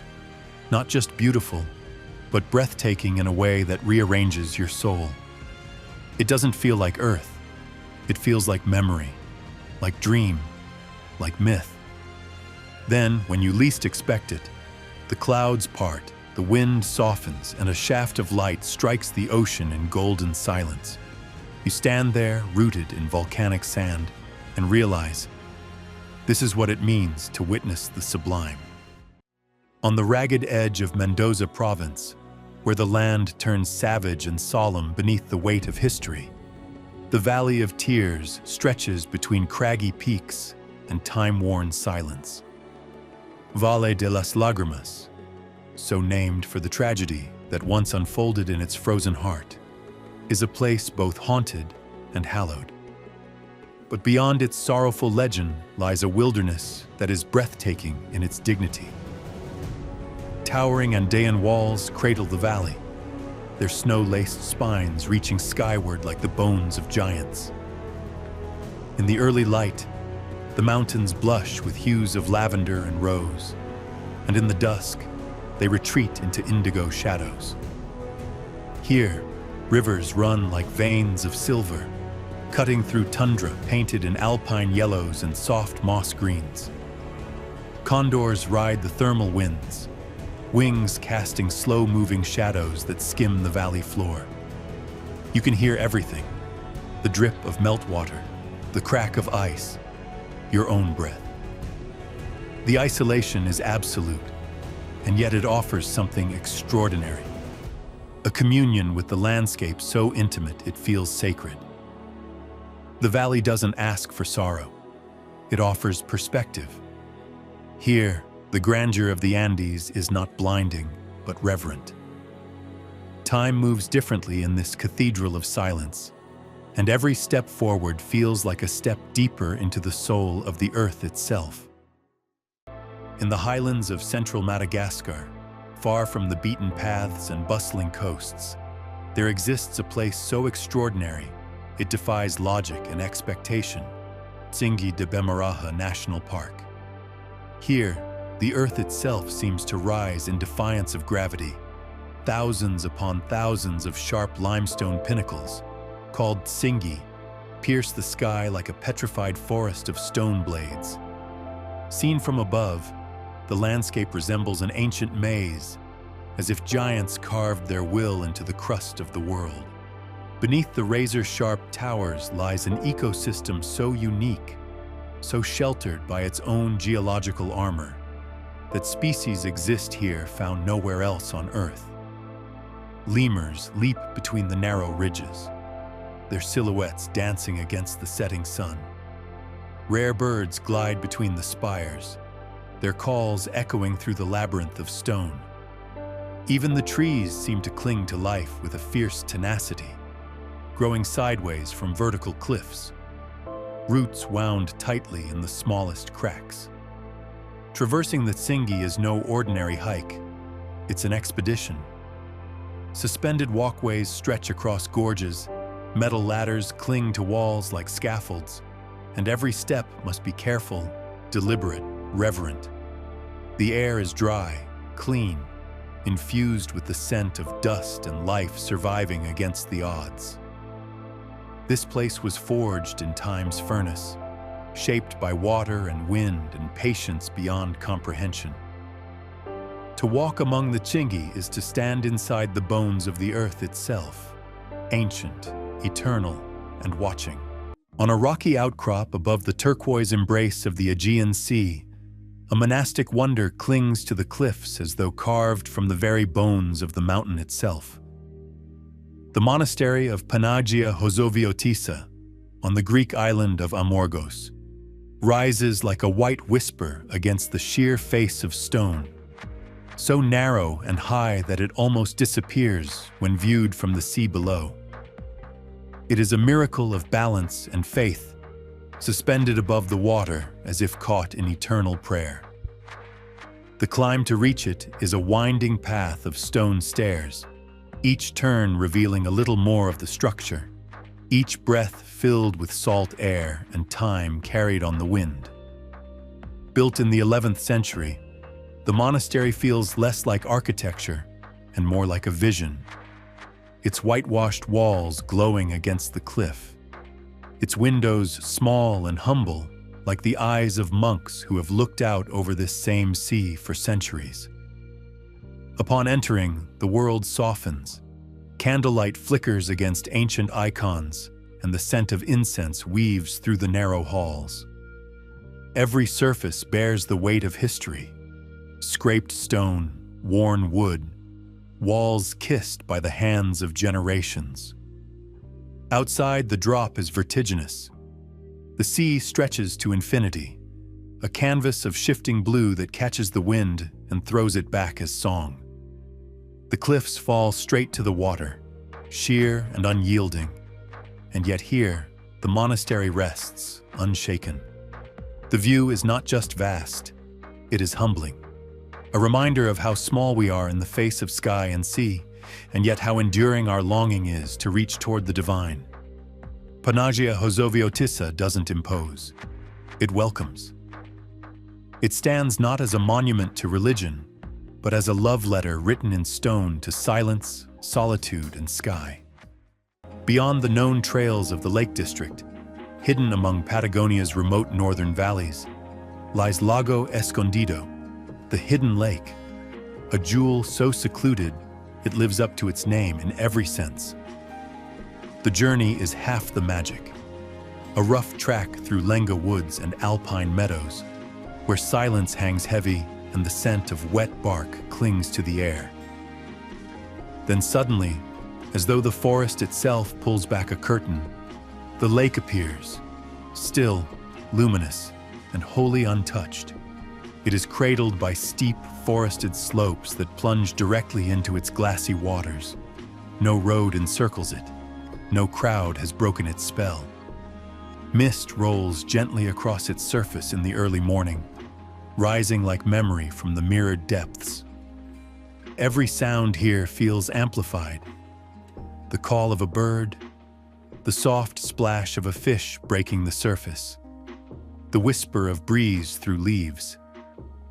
Sunlight sets the lake alight in midday brilliance, but it's during the golden hour when its magic becomes most palpable. The surrounding peaks turn molten in the light, and the water glows from within as if lit by the dreams of the mountains themselves. Time dissolves here. The lake doesn't announce itself. It waits, still and eternal, for those who find it not on maps, but in longing. In the snow-draped silence of the Altai Mountains, at the crossroads of Mongolia, Kazakhstan, and Russia, lies a landscape so profound in its solitude that it seems untouched by the passage of time. Lake Khoton. Cradled by larch forests and ringed by golden steppe, the lake glimmers like a mirror to the sky. Its surface so still, you can see the clouds journey across it with perfect clarity. Nomadic families still move with the seasons here, their yurts speckled across the horizon like pearls scattered in the grasslands. Yaks graze at the lake's edge, their reflections caught in the water, while eagles soar overhead, wings stretched wide like banners of freedom. There are no roads that lead here easily, only winding tracks over passes and rivers, only effort rewarded by wonder. When the wind stirs, the lake sighs. When it sleeps, the silence is so complete it humbles. At dawn, mist drapes the land like silk, and the mountains blush with light. In summer, wildflowers bloom in brilliant defiance of the cold, painting the shore in bursts of violet and gold. There are few places left in the world where one can feel so entirely alone and so entirely at peace. Lake Khoton is not a destination. It's a threshold to something older, deeper, and infinitely still. Hidden among the jagged peaks of northern Spain's Picos de Europa lies a realm where mist floats like ancient spirits between the mountains, and time stands still between each breath. Bulnes is not a village one stumbles upon. It must be reached by foot or funicular, and even then, it feels as though you've slipped behind the curtain of the ordinary world. Here, stone houses huddle together, as if protecting themselves against the wind, and the air carries the faint scent of chimney smoke and wild herbs drifting from terraced gardens. Shepherds still lead flocks along paths worn into the hillsides by generations of footfall. The cobbled lanes echo with the history of a people who have endured through snowstorms, silence, and solitude. Mountains rise like titans on every side, their cliffs cloaked in swirling fog and crowned in ice. You can hear the call of eagles long before you see them, circling like omens in the sky. Everything here feels larger, more elemental, less like landscape, more like mythology carved into stone and sky. At dawn, the entire valley seems to exhale. The mist dissolves slowly into the light, unveiling waterfalls that stream like silver threads down from secret heights. Every step deeper into Bulnes is a step further away from the constructed world, into something purer, harsher, and yet more comforting in its truth. It's a place that asks nothing but your presence and rewards it with silence and the sweep of unfiltered nature. There are no storefronts, no signs, no instructions, just the raw, weather-worn face of a mountain village still whispering in the old tongue. In Boldness, you do not visit. You return to something your soul remembers. And now, to a place where the water writes poetry in turquoise and the land folds in whispers of gold and limestone. The El Nido region of Palawan in the Philippines. Often overshadowed by more tourist-heavy islands, El Nido remains one of Earth's most cinematic seascapes, where every turn reveals a postcard that outshines the last. Here, limestone karsts shoot from emerald waters like the bones of ancient titans. The cliffs are sheer and primal, carpeted with jungle, their bases lapped by translucent seas. To move between them is to glide through a natural cathedral, the air scented with salt and wild orchids. Secret lagoons lie hidden within these formations, accessed only through narrow fissures in the rock, sometimes requiring you to dive underwater to reach the paradise on the other side. Small boats, known as bancas, skim across the waves carrying fresh seafood, cold coconut juice, and travelers with eyes wide in disbelief. The sea is so clear, it turns boats into shadows and swimmers into dancers on light. At low tide, sandbars stretch out like white silk across the horizon, curving between islands like brushstrokes from an unseen painter.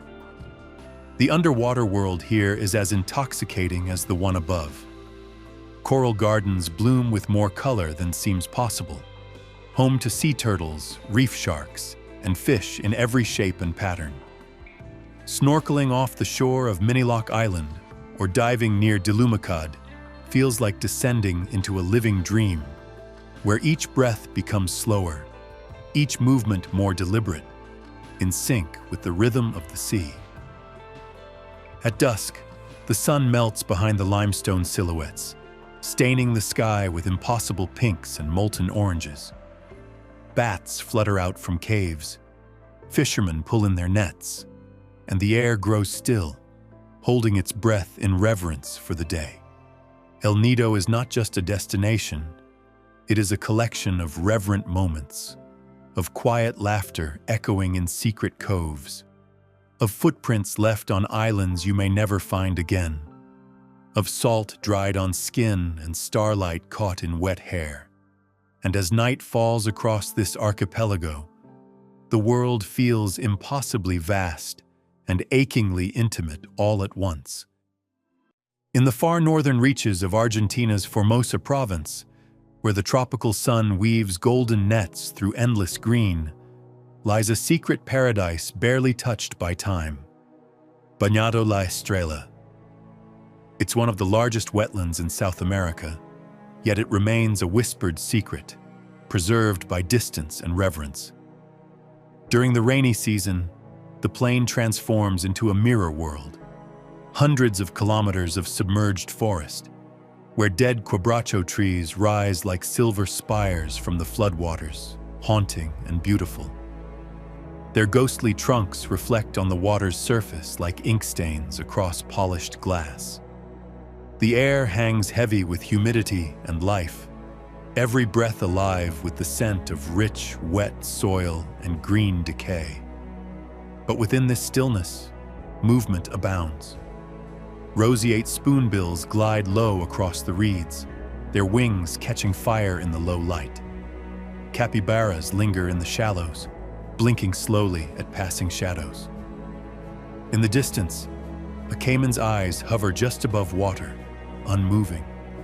And when the sky begins to dim, everything begins to glow.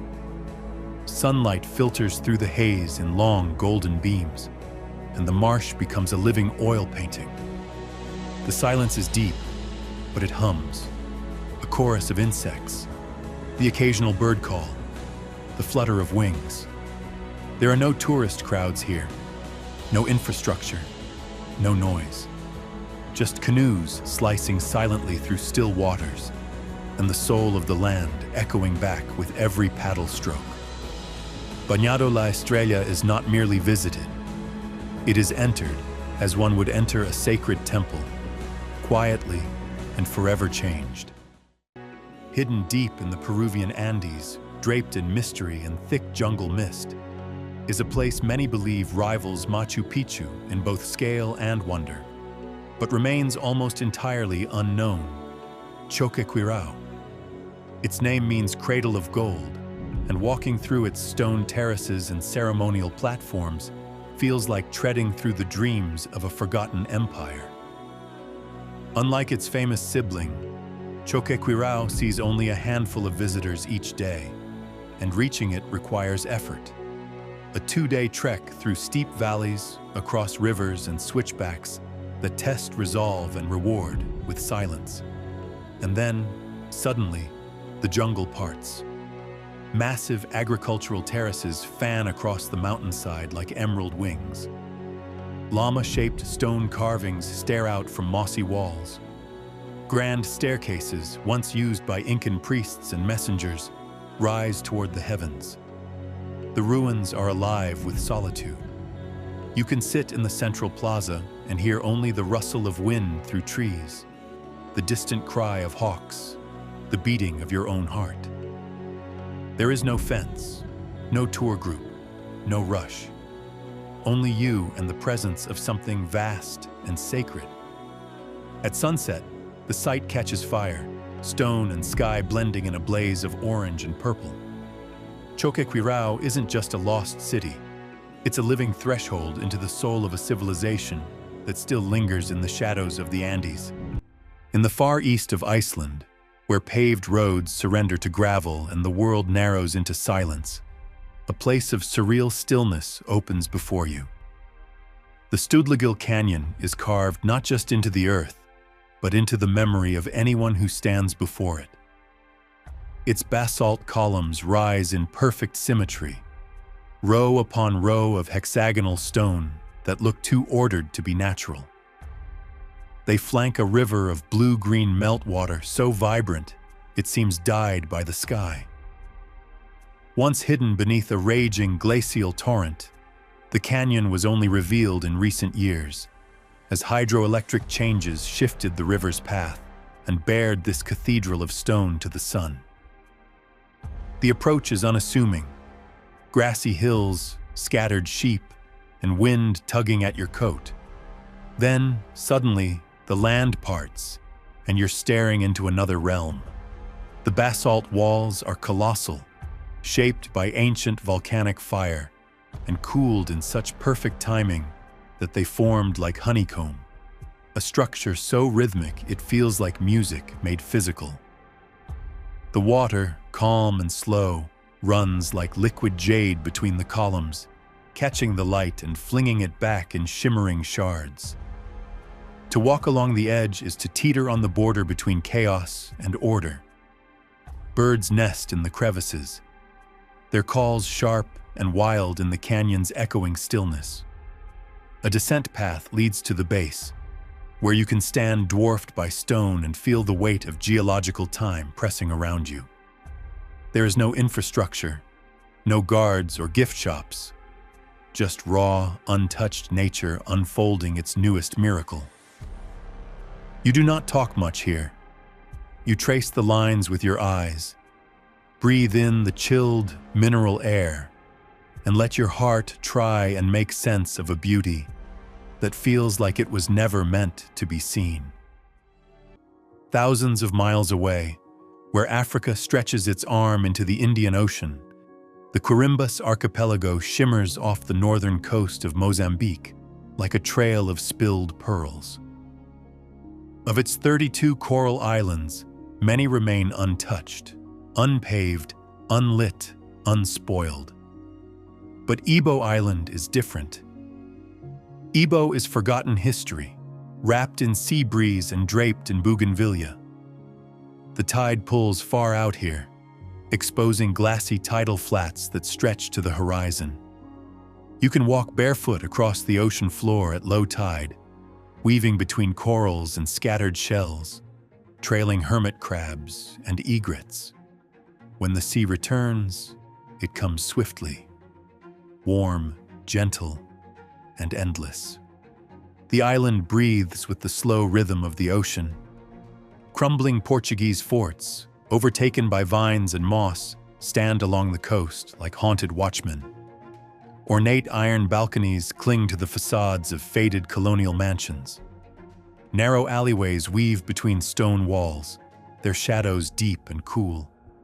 And beneath it all, a hum of voices speaking Swahili and Makua, of wind moving through ancient casuarinas, of the ocean rising and falling like the lungs of the world. On Ibo, fishermen cast their nets in dugout canoes carved from single tree trunks. Children splash in mangroves at dusk, and the scent, salt, mango wood, and distant fire, clings to every breeze. As night falls, the island quiets completely. Stars explode across the sky, reflected in the still lagoon. It feels like the universe is whispering, and Ibo Island is the only place listening. Hidden within the vast stillness of Santa Cruz province, where the steppe brushes the sky and the wind writes its legacy across endless plains, lies a place that defies understanding. Cueva de las Manos, the cave of hands. It's not the beauty of the land alone that astounds, though the gorge through which the Pinturas River cuts is steeped in ancient drama. No, what elevates this place to the edge of myth is what waits on the walls within. Beneath a wind-swept cliff, inside a shallow rock shelter, hundreds of hands reach out from the past. Painted in red, black, white, and ochre, they belong to ancestors who walked this land 9,000 years ago, echoes frozen in mineral pigment. As you approach, the walls begin to speak, silhouettes of guanacos in motion, hunters wielding bows, abstract symbols lost to time.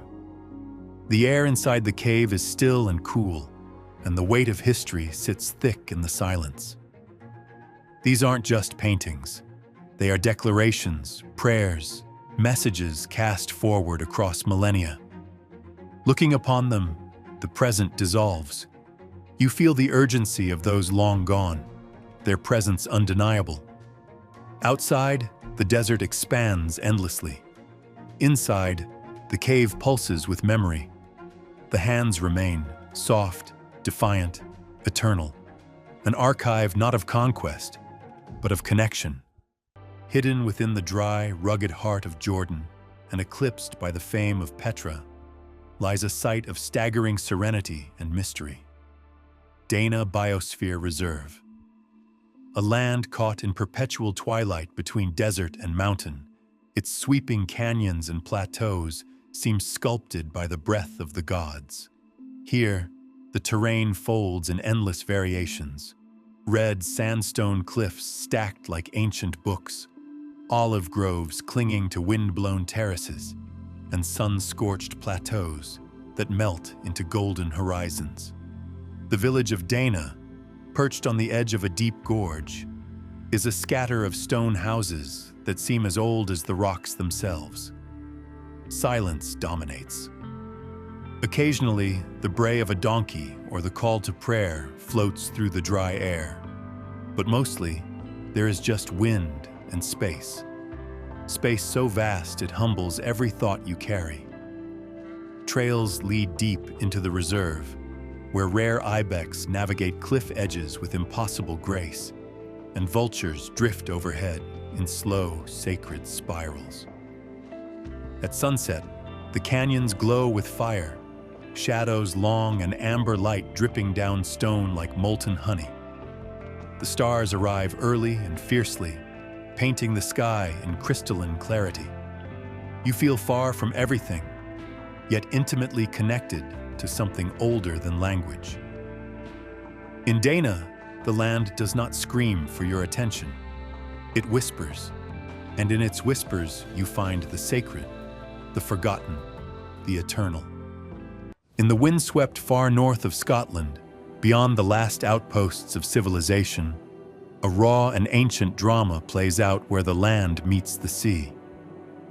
This is Sandwood Bay, a place where myth lives in the shape of a landscape.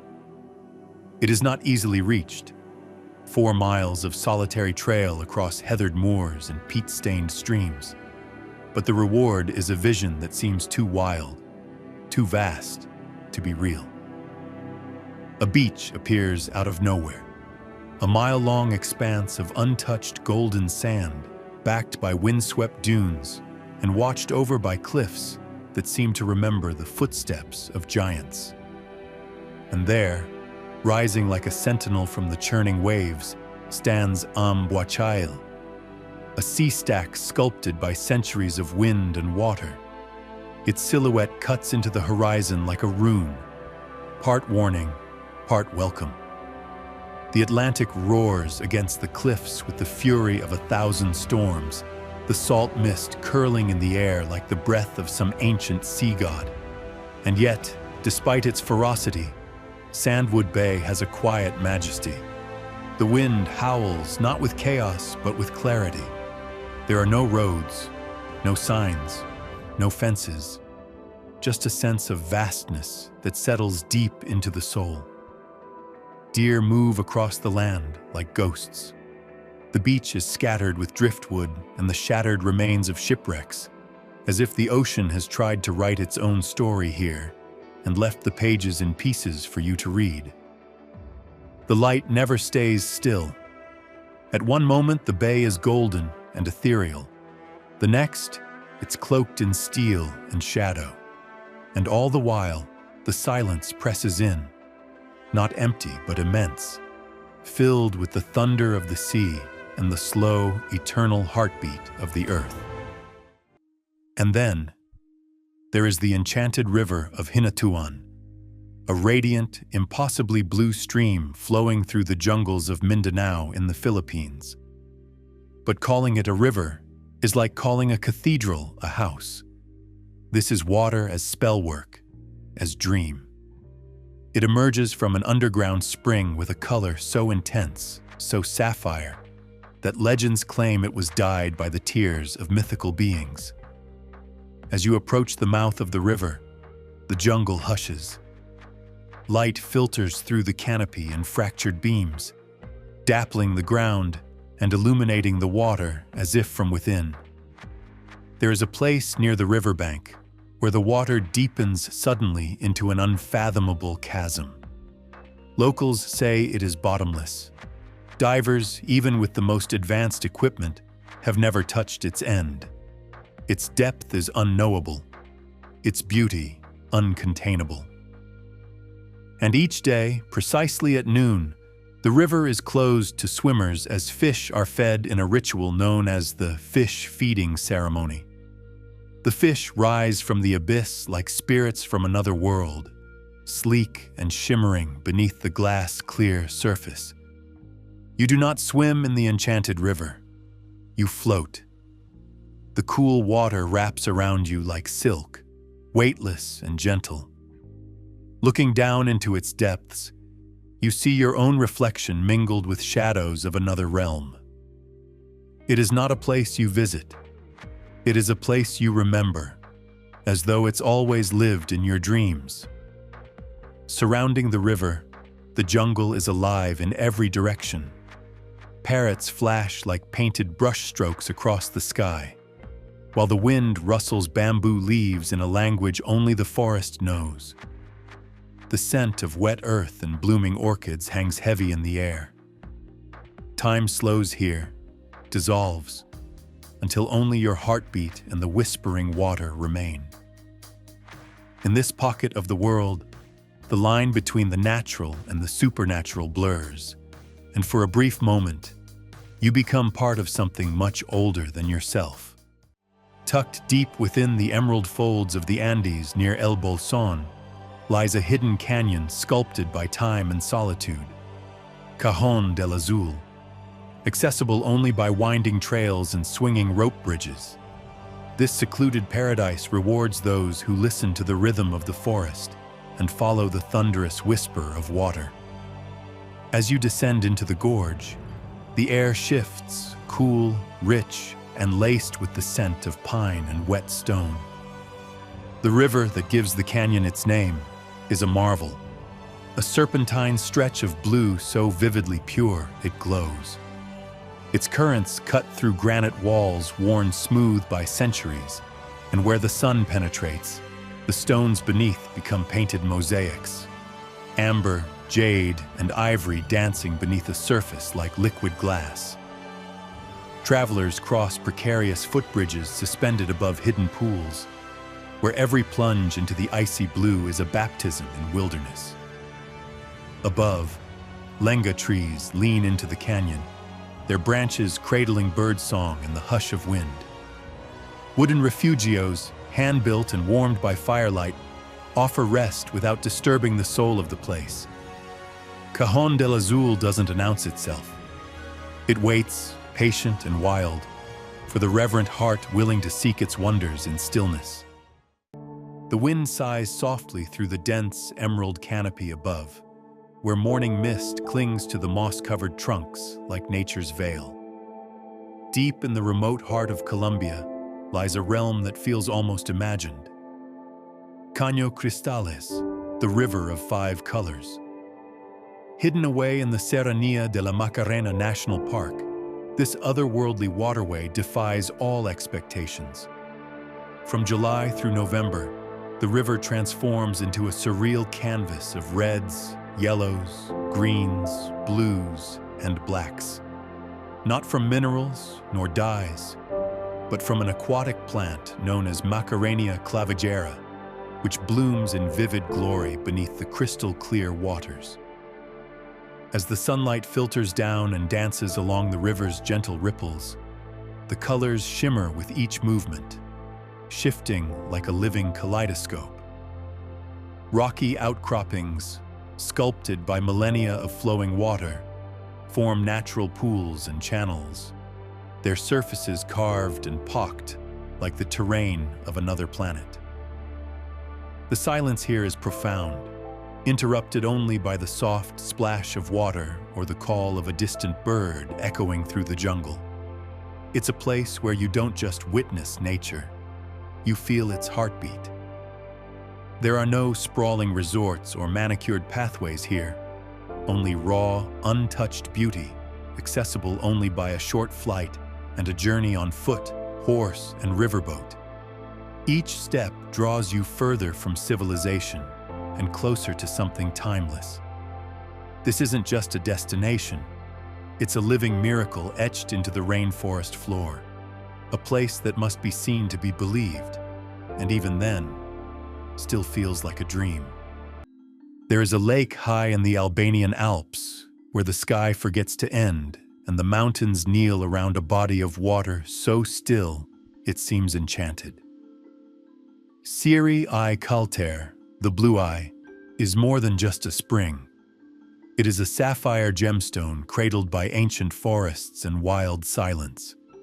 At first sight, the vibrant turquoise center draws the eyes like a spell.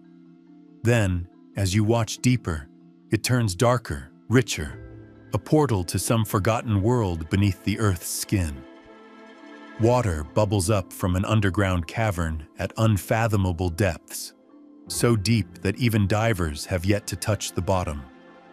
The cold that rises from it tastes like stone and glacial wind, and the liquid clarity allows you to see every glinting pebble and strand of moss resting on the bed far below. The forest surrounding the spring is thick and brooding.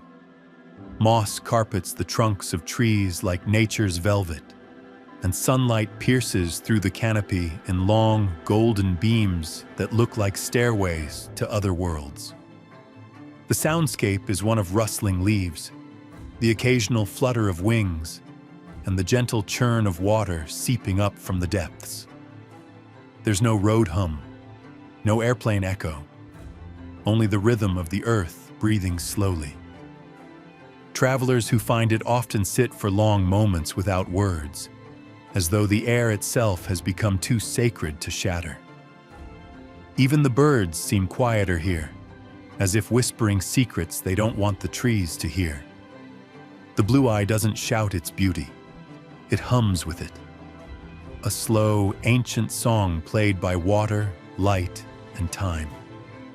It feels less like visiting a spring and more like being permitted, just for a moment, to witness something the world wasn't entirely sure it wanted to share.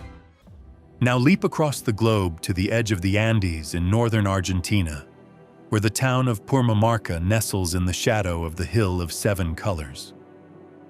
This is a landscape painted by geology over millennia, where rock strata rise like frozen waves, each layer a different hue: ochre, violet, rust, rose, green, gold, and pearl, like God spilled his palette and let it dry in the sun. The morning sun ignites the mountain in silent fire. You wake to roosters crowing and market stalls being set up along cobblestone streets. Hand-woven textiles sway gently in the breeze, dyed in the same earth tones as the hills above. Llamas watch from shaded doorways, and old women with sun-creased faces greet you with a nod, as if to say, "This beauty is old. Older than words, older than names." Wander the Paseo de los Colorados, a walking trail that wraps behind the painted hill, and you're swallowed by silence. The earth crunches underfoot, the dry wind combs your hair, and above you, the rock blazes like stained glass. Every step forward is a movement through geological time, a communion with the bones of the world. In Purmamarca, time is a slow flame. People sip mate on porches, take siestas in the shadow of adobe walls, gather at twilight in the square as guitars and laughter float into the dusk. Night falls hard and fast here, but when it comes, the stars arrive in force, dense and brilliant and seemingly within reach. You find yourself standing in the dark, listening to wind tumble down the mountain like a secret. The Hill of Seven Colors disappears into shadow, but you still feel it, towering behind you, ancient and alive. From the arid whisper of the Andes, the path turns toward water, and silence turns to thunder. A secret carved in mist and myth, Salto Encantado is not a waterfall. It's an incantation, found in the subtropical heart of Misiones province, far from the booming allure of Iguazu. This hidden cascade thunders into existence within a gorge cloaked in jungle and legend. The approach is hushed, veiled in rising mist, and the hush of leaves brushing against one another like secrets. Then it appears, a white column of water pouring from a green-clad cliff, its voice echoing through a cathedral of stone and foliage. The power of the fall strikes first, the relentless rush of water crashing onto moss-slicked boulders below. But it's the moments between that linger. Rainbows twist in the mist, caught like spirits hovering just above the ground. Vines descend like curtains from the forest canopy, and tropical birds flash their colors in the shadows. There are stories that say the falls are guarded by forest spirits, that to bathe in its spray is to touch the divine. Standing on the edge of the overlook, mist wetting your face, it's easy to believe. Every detail here is heightened. The scent of earth, the chorus of frogs, the gentle tremble in your chest as the ground hums with the waterfall's breath. Salto Encantado does not roar for attention. It sings for those who are quiet enough to hear. Beneath the dense jungles of central Laos, along the sleepy banks of the Nam Hinbun River, lies a cave so vast, it has its own weather system. Kong Lor Cave, or Tam Kong Lo, is one of Southeast Asia's most astonishing natural wonders, a cathedral of stone buried in the heart of the mountains. For years, it remained a secret, spoken of in hushed tones by locals who believed spirits lived within its depths. To enter Kong Lor is to drift into the bones of the earth.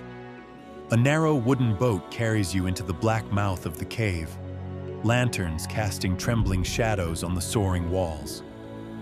The darkness here is complete, so deep it seems to swallow sound. But then the cave opens, and opens, and opens. For over 7 kilometers, the river carves its way through an underground kingdom. The ceilings stretch 100 feet above. Stalactites hang like frozen daggers, and hidden alcoves reveal chambers glittering with calcite formations that glow like moonstone in the lamplight. Occasionally, the guides stop and switch off the engines. Silence reigns. You are floating in a cavern that predates civilization, surrounded by walls shaped by patience and water. And when you emerge on the other side, blinking into sunlight, it feels like rebirth. Few places on Earth so perfectly embody the sensation of discovering another world. Kong Lor is not just a cave. It is an initiation into mystery, a descent into the deep quiet of geologic time, and a journey you carry within forever.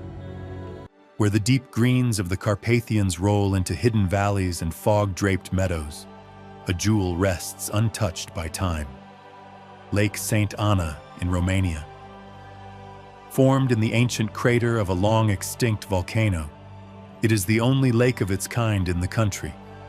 A perfect circle of water cradled by forest, breathing quietly beneath an ever-changing sky. The journey to reach it feels like descending into the memory of the earth itself. Pines grow thick and tall, crowding the path as if conspiring to keep the lake a secret. When you emerge, it lies before you like a mirror that has seen 1,000 years and still refuses to age. There is no pollution here. No motorboats, no city sound, not even the usual clamor of tourists. Instead, dragonflies skitter across the surface like dancers in a dream, and the stillness is broken only by the occasional plop of a fish beneath the glass. The waters are so clear they seem unreal, blue in some light, green in others, always rippling with mystery. It is said that the air itself is purer here, charged by minerals and silence, capable of healing simply by being breathed in. The trees lean over the lake protectively, their reflections melting into the water like brushstrokes in an old painting. Mist often curls along the surface in the early hours, turning the lake into a cauldron of silver and shadow. To stand at the edge of St. Anna is to be caught between worlds, between fire and water, between what was and what remains. The legends speak of sacrifice, of transformation, of souls that wander still. But when you're there, you understand without needing the stories. You feel the old magic thrumming through the soil, through the wind, through your very bones. Now travel across the world to Slovenia, where the quiet brilliance of Lake Bohinj awaits, cradled in the Julian Alps like a secret the mountains have chosen to keep. Unlike its more famous cousin, Lake Bled, Bohinj doesn't ask for your attention. It simply exists, waiting to be discovered by those willing to go a little further, to look a little deeper. The lake is glacial, and it shows. Its water, clear as crystal, reflects the sky so precisely that you forget where the lake ends and the heavens begin. Canoes glide silently across the surface, their paddles leaving barely a ripple. The surrounding forests, thick and lush, drop steeply into the lake's edge, as if the trees themselves are peering in. But it's not just the visuals, it's the feel of it, the stillness, the way the air carries the scent of moss and river stones. In the early hours of morning, mists curl off the lake like fingers, soft and pale, and the world becomes a watercolor painting. Local shepherds guide their flocks along ancient trails, and the distant chime of cowbells floats across the water, a sound unchanged for centuries. High above the lake, the Vogel cable car lifts you gently into the clouds, revealing a panorama so vast and untouched, it steals your breath. In spring, wildflowers spill across the alpine meadows like confetti, while in winter, the same slopes become a quiet haven for skiers gliding through powdered snow. Every season here has its voice, its color, its song. Yet perhaps the most spellbinding part of Lake Bohinj is the feeling you carry away with you, that you've touched something pure, that you found a piece of the world still ruled by beauty instead of spectacle. And deep within this poetic silence, you begin to understand. Places like these aren't made just for sightseeing. They're made to be felt, to be remembered, and to remind us that wonder still exists. You just have to know where to look. High above the arid expanses of northwest Argentina, where silence sharpens the air and the horizon feels impossibly distant, lies the Puna de Atacama. It is not merely a landscape. It is a celestial theater of stone, salt, and fire. At over 4,000 meters above sea level, this high-altitude plateau unfolds in desolate grandeur, cloaked in colors that defy reality. Craters and calderas punctuate the skyline, remnants of a volcanic past still etched into the bones of the earth. The sun paints every rock in gold and crimson, shadows dragging themselves across endless pumice fields and cracked salt flats that shimmer like glass. In the distance, volcanoes rise like ancient gods, incandescent under the sun, crowned with plumes of white. Among them, the stark beauty of Laguna Grande shimmers, an iridescent pool of cyan encircled by crusted salt and dotted with flocks of flamingos, fragile and fierce against the elements.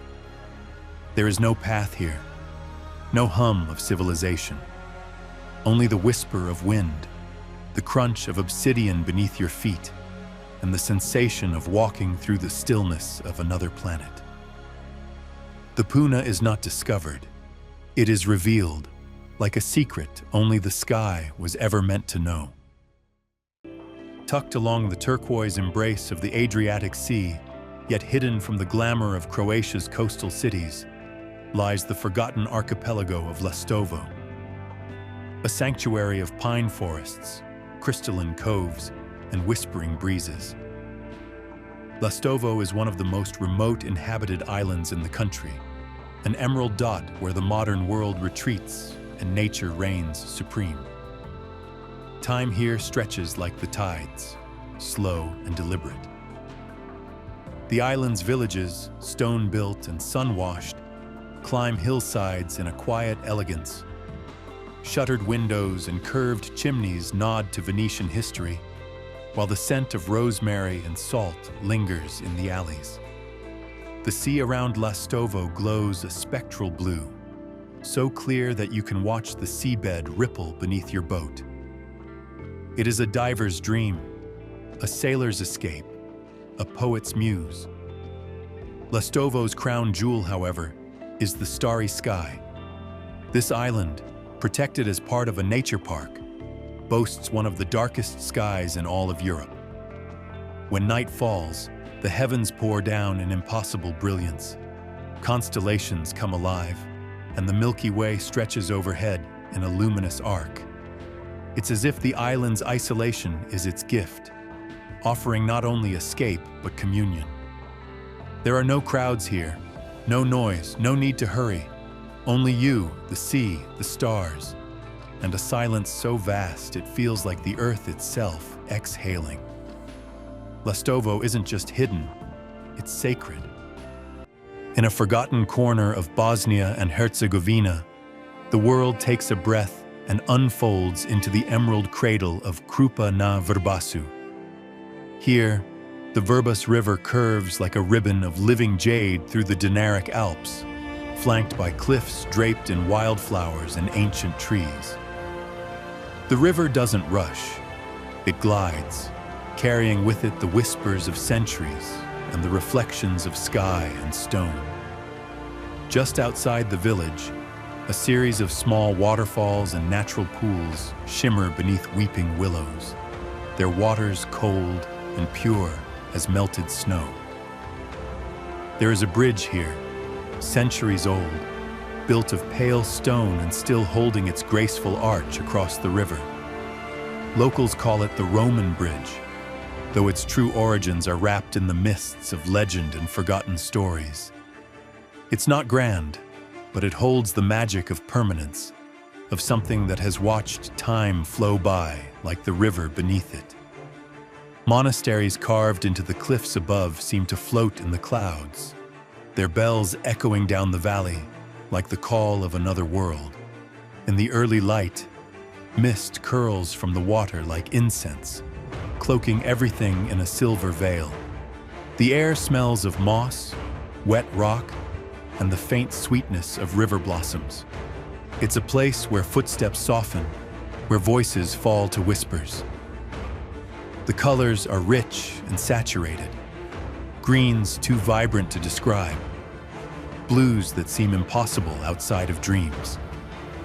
Fishermen in wooden boats drift silently, their movements so still they seem to become part of the landscape. Time forgets itself here.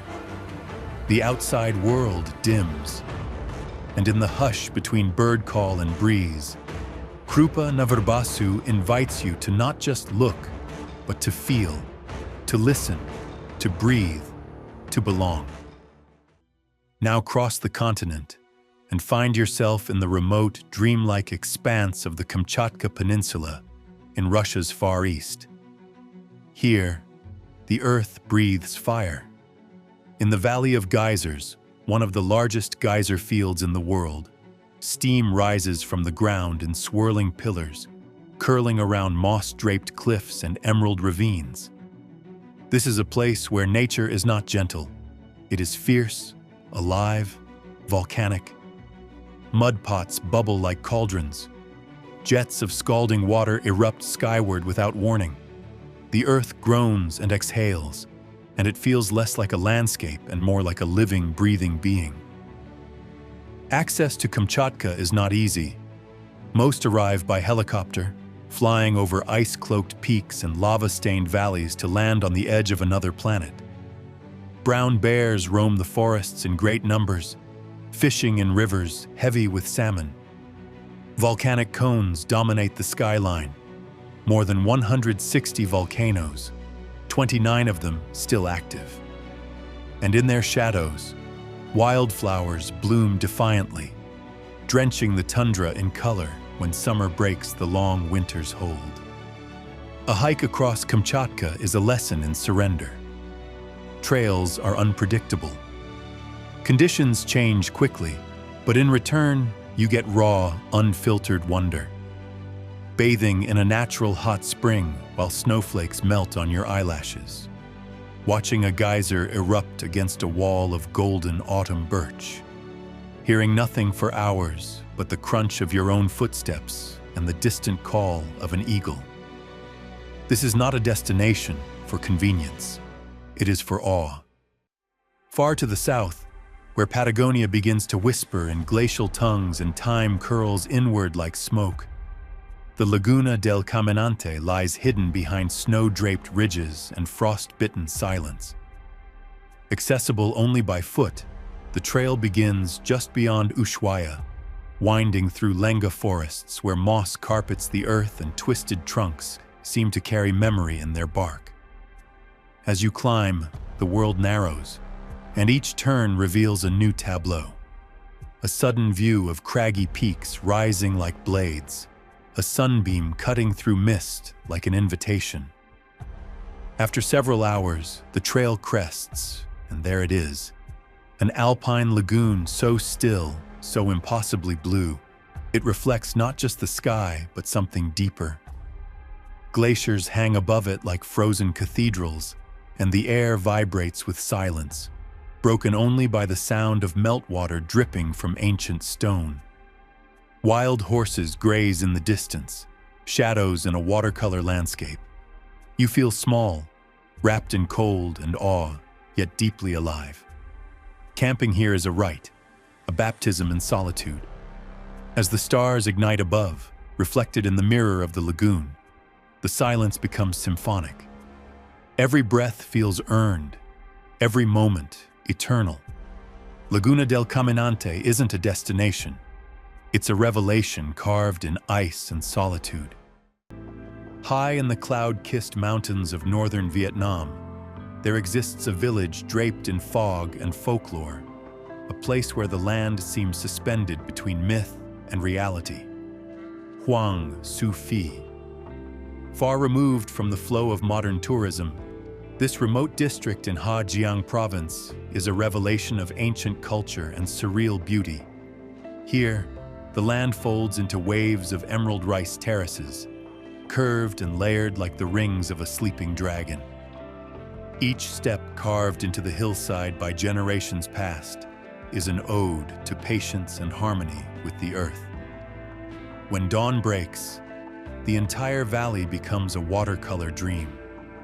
The terraces shimmer with dew, reflecting pink skies and drifting clouds, as if the heavens have stooped to rest upon the fields.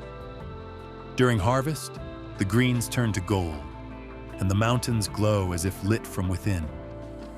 The air is crisp, pure, tinged with wood smoke and the soft aroma of growing rice. Hmong and Red Dao villagers, adorned in vibrant traditional garments, tend to their fields or walk narrow trails, their presence part of the rhythm of this enchanted place. It is not just the views that linger in memory, but the quiet dignity of life here, rooted, resilient, and untouched by haste. Trekking through Hoang Su Phi means wandering through time. You cross footbridges over whispering rivers, climb ridges where wild orchids bloom, and at night, under a sky littered with stars, you realize that this hidden sanctuary holds something the modern world has forgotten. The elegance of living slowly, deeply, and in tune with the breath of the mountains. Cradled in the arms of Montenegro's untouched interior, a land of towering peaks and primeval forest guards, a secret that murmurs like a lullaby through pine and stone. Biogradska Gora, one of the last 3 virgin forests in Europe, breathes with a rhythm older than memory. It is not a place that shouts its wonders. It breathes them out in silence, in the crunch of leaves underfoot, in the dappled light that slips like whispered gold between towering beech trees that have stood for half a millennium. At the heart of the forest lies Biogradsko Lake, a still and sacred mirror cradled by the embrace of green. Its waters are so calm they seem untouched by time, reflecting the canopy above so clearly that it's impossible to know where the trees end and their reflections begin. The air is thick with the earthy perfume of moss, lichen, and loam. The forest floor a patchwork quilt of soft decay and sudden blooms. Every step brings you deeper, not just into the forest, but into something elemental. Wooden pathways meander like thought through the undergrowth, guiding without intruding. Here, the rules of the outside world dissolve. You are no longer a visitor, but a presence within the living library of a forest that remembers the world before maps. Deer flit like shadows in the periphery, and the wind through the branches hums like a forgotten song. Time has no dominion here. Hours stretch and bend, and you begin to understand how the trees have seen centuries come and go without hurry or concern. In Biogradska Gora, nature is not just scenery, it is spirit, an ever-whispering consciousness of bark, leaf, and breath that wraps you in something deeper than beauty. It wraps you in belonging. In the green heart of Laos, a great river carves its way beneath limestone cliffs into the dark of a world untouched by time. This is Tam Kong Lo, a river cave so vast, so profound in its scope, it feels like entering the lungs of the earth itself. Board a long-tail boat at the cave's mouth, where the water turns from green to ink as it slips into shadow. The ceiling swallows the light, and your eyes adjust slowly as your guide steers by headlamp, a soft beam tracing the contours of ancient rock. The cave stretches for over 7 kilometers, a cathedral of stone and silence. Stalactites hang like the jaws of prehistoric creatures. The water glimmers beneath you, quiet and impossibly still. At times, the ceiling soars hundreds of feet above. At others, it presses low, and you duck instinctively, held in the breath of rock that's seen no sun for centuries. Midway through, you stop. The light goes out, and in that complete blackness, you hear everything. The drip of water from the ceiling, the gentle creak of the wooden boat, your own breath slowing. There's no sound like it in the world. It is not silence. It is presence. Eventually, you emerge on the other side into a valley ringed by karst cliffs, wild and green, where the river resumes its lazy path beneath open sky. It feels like a rebirth, like you have passed through something sacred, and now everything, the sun, the breeze, the sound of birds, is new again. Local villagers live in thatched stilt houses here, growing rice in plots carved from jungle. They speak softly, laugh easily, and move with a grace that can only come from being in harmony with the world around them. They know the cave not as a tourist site, but as a living spirit, a sacred corridor between darkness and light. Tam Kong Lo is not a place for casual travel. It is a place for transformation, for emerging quieter, smaller perhaps, but more awake. In a remote corner of Jujui, far from the rainbow ridges of Humahuaca, lies a mountain cloaked in silence and mystery, Nevado de Changi. It is not just a peak, it is a presence. Rising to over 5,800 meters, its snow-kissed summit often hides in clouds, a sentinel watching over the high valleys below. The trek to its base is long and reverent, threading through dusty puna trails, sun-drenched quebradas, and small stone villages where time has scarcely moved. Along the way, alpacas graze amid rust-colored cliffs, and the air grows thinner, cooler, charged. The climb is not for the unprepared, but even those who stop short of the summit feel the sacredness of this place. Hidden glacial lagoons appear like sapphires dropped into the folds of the rock. Ice formations gleam with an almost crystalline clarity. There's a stillness here that silences even thought. As night falls, the stars arrive in fierce silence, a billion fires burning in the unpolluted void above. Stories passed from Quechua and Aymara elders speak of spirits who dwell on Chanyi's slopes, guardians of water, sky, and life. You don't conquer this mountain. You approach it. You listen. And if you're lucky, it allows you to linger for a time. In the icy stillness of the Arctic, where glaciers groan and light plays in ethereal silence, lies an island seldom spoken of, almost mythic in its remoteness. Senja, Norway's secret northern crown.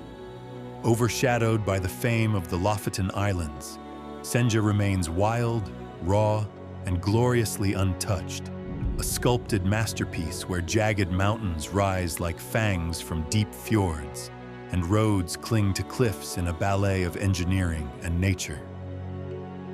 In summer, the midnight sun bathes the landscape in a gold that never dies, illuminating peaks that pierce the sky like cathedral spires.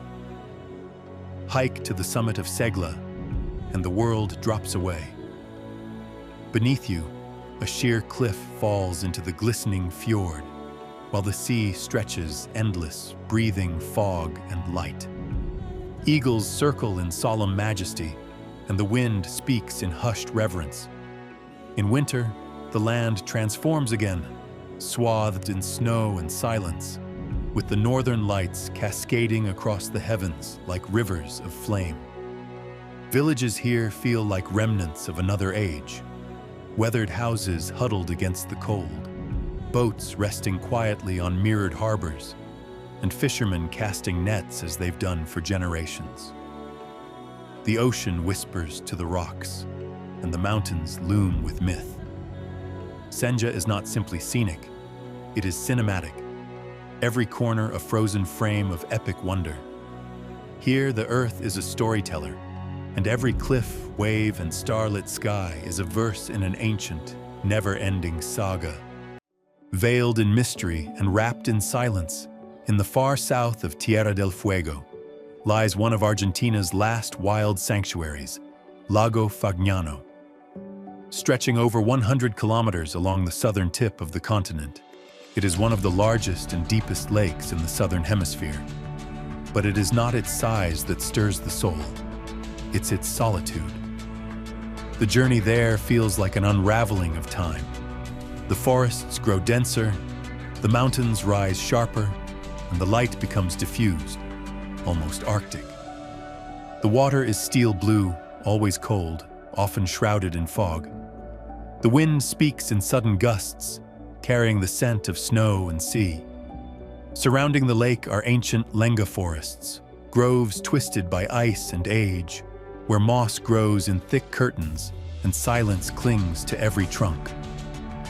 Occasionally, the clouds lift and the peaks beyond reveal themselves, jagged and black, powdered with snow like sugar on obsidian. Fagnano doesn't perform. It waits. It watches. On a still day, the lake reflects not just the mountains, but the mood of the world. Here, travelers speak in whispers, fires are built with reverence, and every breath feels like it belongs to something greater. It is the end of the road, and perhaps the beginning of something far deeper. Tucked into the high plains of Bosnia and Herzegovina, surrounded by rolling fields and blue ridges, lies a village lost in time. Lukomir. At nearly 1,500 meters above sea level, this is the country's highest and most isolated permanent settlement. A cluster of stone houses with shingled roofs, perched on the edge of a dramatic canyon that cuts like a scar through the Dinaric Alps. Sheep graze along rocky slopes. The scent of wood smoke curls through the air. The villagers still wear traditional garments, speak in dialects older than the nation itself, and live by the rhythm of the land. There is no supermarket, no streetlight, only a single winding path in and out, often closed off by snow for much of the year. And yet, Lukomir pulses with a fierce beauty. The Rakitnica Canyon unfurls below, a chasm carved by eons of wind and water. Wildflowers bloom defiantly in cracks of stone. The silence here is complete, as if the sky itself is listening. Sit on a boulder at the edge of the cliff, and you will feel it. A vastness that stretches not just across space, but across time. In Lukomir, the modern world evaporates. What remains is elemental: wind, stone, soul. On the western fringe of Tasmania, where rainforest meets sea and clouds cling to every crag, lies a place so secluded that few have ever set foot there: Corinna.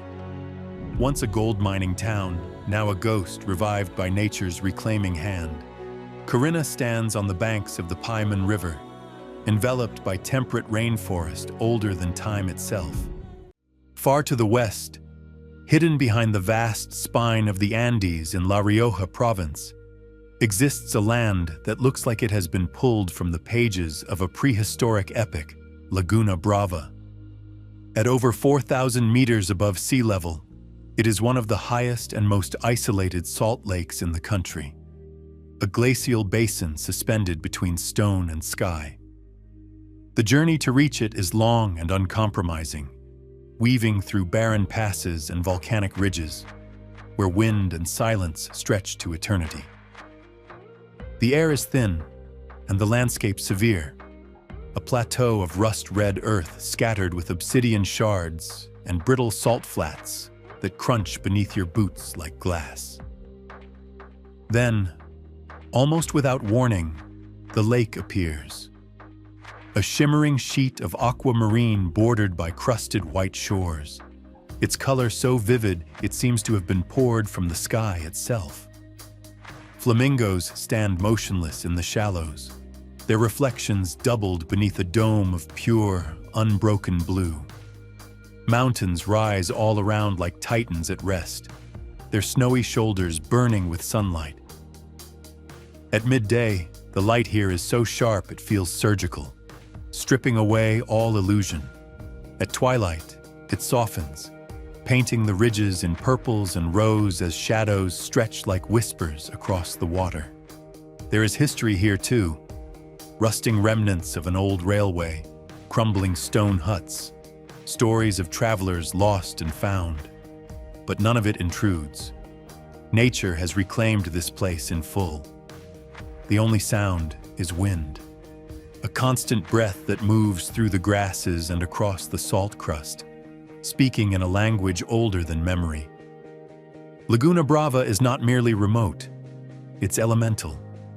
It strips you to your essence, and in that stripping, reveals the kind of beauty that can only exist where the world has forgotten itself. In the far reaches of the Philippine archipelago, far from the glittering beaches of Palawan and the tourist-drenched sands of Boracay, rests a secret whispered only among the most intrepid explorers. Calayan Island. Part of the Babuyan Islands and accessible only by long, weather-dependent boat rides, Calayan remains pristine, a lush, volcanic Eden surrounded by sapphire sea and sky. The coastline is jagged, wild, and theatrical. Waves crash against black cliffs, sending up fountains of white spray. Hidden coves shelter beaches of pale sand where no footprints linger. The most iconic of these is Sibang Cove, a crescent of powdery white embraced by emerald hills, its turquoise waters so clear they seem lit from within. Hike inland, and waterfalls tumble through rainforest, where hornbills call and monitor lizards slink beneath ferns. There is no luxury here. Electricity is sparse. Wi-Fi is a rumor, but in its place is something far more rare: clarity. Nights are painted with stars, and the Milky Way is a shimmering ribbon across the black dome above. The locals, few in number, share stories of sea spirits and weather gods, and offer food cooked over flame with a smile that feels like home. Calayan is the Philippines before postcards, a world of raw elements, wild heartbeats, and unscripted moments. Where Argentina brushes the edge of the mystical, deep in the northern province of Catamarca, an expanse unfolds like a waking dream. Campo de Piedra Pómez, the field of pumice stone. This is no mere geological formation. It's an alien cathedral of wind-sculpted rock, an ocean of white ash frozen mid-wave. Here, nature has written poetry in stone, in forms so delicate and strange they seem more imagined than real. Jagged towers of pumice rise from a chalky desert floor, their surfaces etched by millennia of unrelenting wind. The landscape stretches in every direction, like the surface of another planet. Light dances across its angles, shifting from bone white to amber and rose as the sun arcs overhead. There is no sound, save for the crunch of your steps on powdered stone and the endless whisper of dry air moving through the formations. Shadows stretch long and surreal, painting the landscape in abstract shapes. Some say it feels like walking through a sculpture garden abandoned by time itself. As twilight descends, the sky blooms in shades of violet and crimson, and the land begins to glow, as if it holds its own inner fire. To stand in the heart of Campo de Piedra, Pomes, is to feel time slow to a crawl, the world reduced to shape, silence, and light. Tucked within the folds of northern Albania, where the Dinaric Alps soar toward the sky and valleys remain lost in silence, lies a village nearly untouched by time. Theth. Enclosed by dramatic limestone peaks, this alpine hamlet whispers secrets of an old world, where shepherds still guide their flocks through mist-covered meadows, and stone houses with wooden roofs perch like sentinels on the green slopes. The road to Theth is not an easy one. Narrow, winding, and carved precariously into mountainsides. But it is precisely this seclusion that has preserved its soul. As the sun rises over the Valbona Pass and spills gold over the valley, Theth emerges like a painting brought to life. Waterfalls cascade from cliffs wrapped in shadow. The Gruna's waterfall crashes into a basin of impossibly turquoise water, its roar echoing through ancient pine forests. A short hike leads to the Blue Eye of Theth, a hidden spring of crystal clarity that glows from within, as if lit by magic.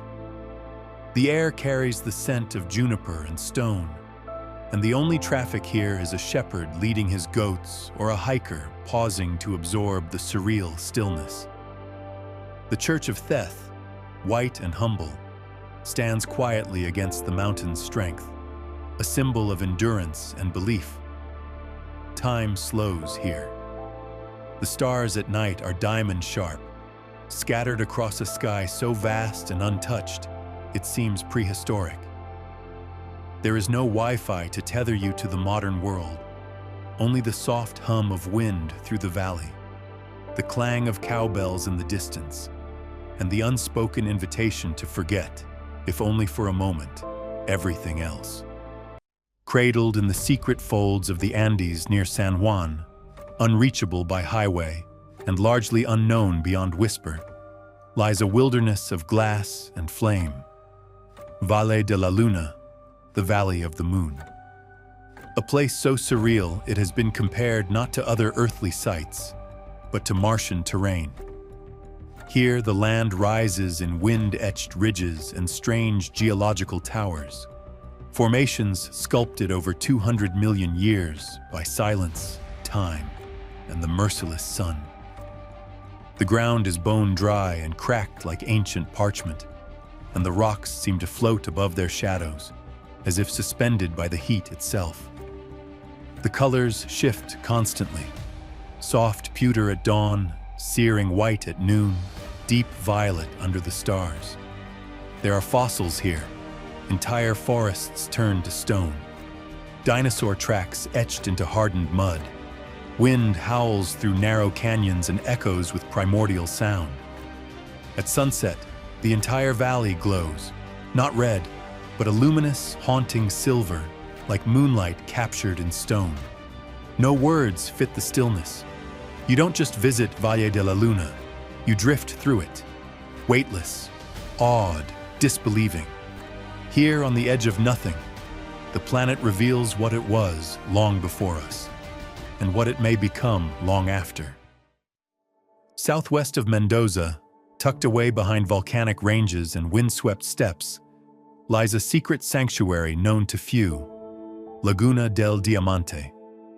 It is vast and still, cupped gently within the high Andes at over 3,300 meters, accessible only a few months each year when the snow relents. The journey there is one of dust and ascent, miles of barren volcanic rock giving way to an emerald glint on the horizon. Then the lake appears, and time seems to falter.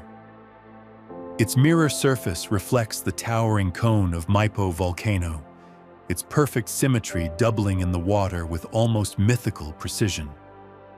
The air here is sharp, clean, laced with the scent of alpine wind and silence.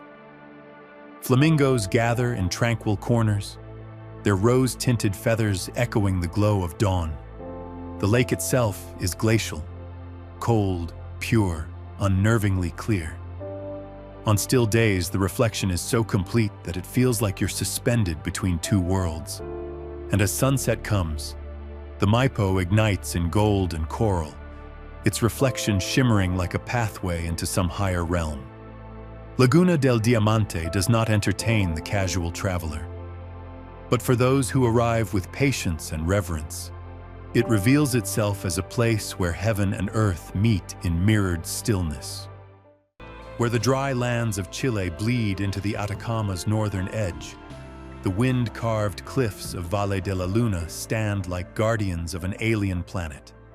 And nestled just beyond, barely known even to seasoned travelers, is a place sculpted in whispers and salt, the Piedras Rojas.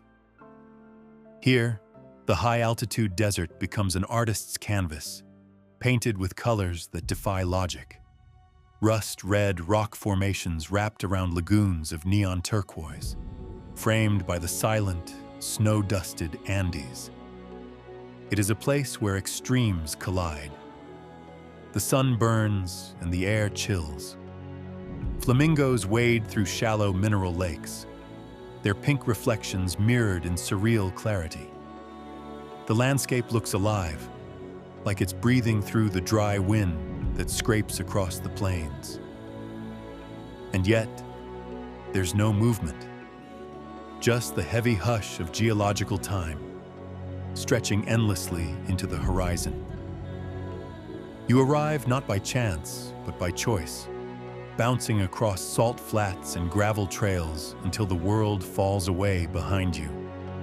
And when you step out into the luminous quiet, something shifts.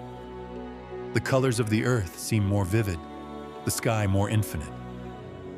You don't just look, you feel. The ancient energy of the land hums in your bones. Here, in this uncelebrated corner of the Atacama, the earth wears its oldest skin and dares you to listen. In the deep north of Italy, where the Dolomites rise like jagged teeth from emerald meadows, there is a place where legends take form and light dances as though under a spell. The Alpe di Siusi, Europe's largest alpine plateau, is a world suspended between earth and dream. Rolling pastures stretch endlessly, dotted with wildflowers in the warmer months and blanketed in quiet white through winter's hush. Wooden huts sit like sleeping sentinels beneath mountains that change color with the passing hour. Rosy at dawn, gold by noon, and smoldering crimson as dusk falls. Here, time forgets itself. There are no cities, no wires, no urgency. Just the slow ballet of clouds sweeping shadows across the grass, and the distant song of cowbells carried on the wind like memories from a gentler time. The paths across the plateau unfold like lines in a poem, leading not just to views, but to moments. Moments when you feel, unmistakably, that the land itself is alive and watching. The peaks of the Ciliar Massif loom above, their forms jagged and imposing, yet softened by the embrace of sky. At sunrise, a hush settles so complete that even the breeze seems reverent. Mist hovers low, curling around the barns and fences like a protective spirit. In these hours, the world turns inward. A marmot peers from its burrow. A deer moves with regal grace through the fog, and every footstep feels like a conversation with the past.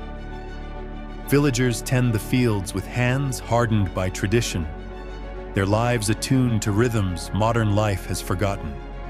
This is not merely a landscape, it is a symphony composed by the planet itself, playing in slow motion. The Alpe di Siusi does not ask you to explore. It asks you to feel, to surrender, and to become a fleeting part of something eternal. Somewhere along the gilded curve of the French Riviera, where the Mediterranean laps gently against stone harbors and yachts bob like glistening sculptures, There exists a country so compact, it seems drawn with a jeweler's hand. Monaco.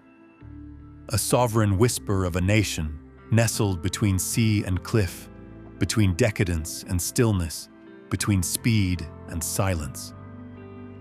Step off the train in Monte Carlo, and the city unveils itself like a luxury timepiece, precise, brilliant, impossibly intricate. Sunlight reflects off marble facades, and polished Bentleys glide down boulevards lined with manicured palms. It is a city engineered to impress, but beneath the glamour, Monaco breathes with a different kind of beauty. A slower pulse, a quieter seduction. The sea is everywhere. Azure, glassy, it stretches from the port to the horizon in a silk sheet gradient of color. From the prince's palace perched atop the Rocher, the entire country unfurls at your feet, steep streets tumbling toward the harbor, gardens carved into cliffside, church towers rising like whispered secrets above red-tiled roofs. Watch the sun dip into the sea from the Jardin Exotique, where rare succulents cling to limestone, and the world smells of salt, heat, and blooming cactus. But night in Monaco is where the magic slips its gloves off. The lights of Monte Carlo ignite like stars reborn, golden, electric, infinite. The casino stands at the center, its Belle Epoque elegance practically glowing, where fortunes shift in silence beneath chandeliers. Nearby, the open-air Opera de Monte Carlo echoes with arias that drift out over the terraces and into the soft sea air. And then, in moments of stillness, early morning walks along the harbor, the hush of an empty garden, you realize that this place, so famed for spectacle, also holds space for something subtler. Reflection, intimacy, a kind of reverence for beauty meticulously maintained. Along the remote southern coast of Japan, concealed by layers of mist and mythology, lies the hauntingly beautiful island of Yakushima.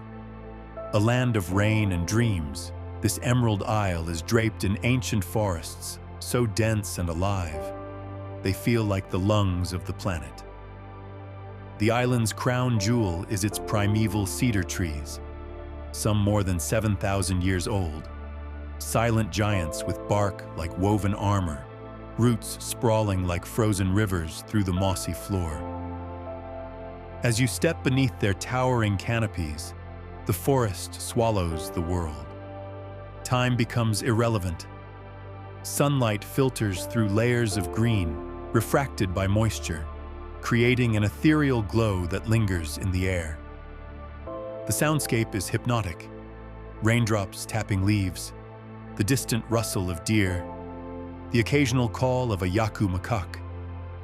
Every path feels sacred, every stone a relic of some older, forgotten civilization.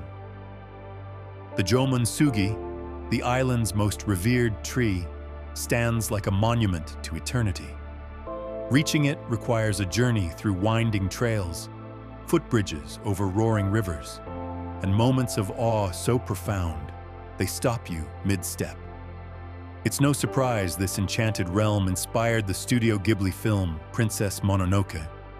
Nature here does not simply surround you, it possesses you. In Yakushima, the forest is not background. It is alive, watching, welcoming, waiting. And once you walk beneath its dripping leaves, something inside you quietly changes. Tucked deep within the Czech Republic's Bohemian Switzerland National Park is a gateway not just to another place, but to another imagination. Pravchitska Brana, the largest natural sandstone arch in Europe, rises from the forest like a relic of myth. At first, you may think it an illusion, a trick of shadow and foliage, but as the trees part and your eyes adjust to its colossal span, reality surrenders. The arch towers above like a bridge to nowhere, its curve impossibly smooth, worn by eons of wind and weather into something at once fragile and invincible. Surrounding the arch, jagged sandstone towers erupt from the earth like the ruins of some forgotten castle, overgrown and untouched by time.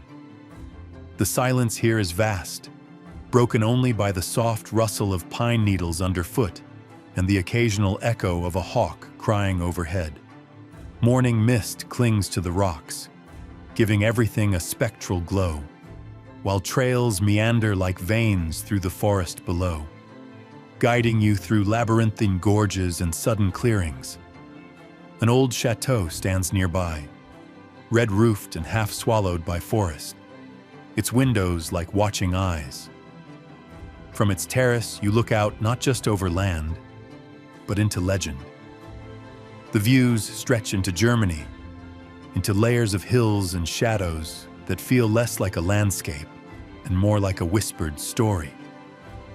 In autumn, the forest burns with color, scarlet, amber, gold, each tree igniting the ground with flame. In winter, snow hushes the world, and the arch becomes a monument to quiet strength.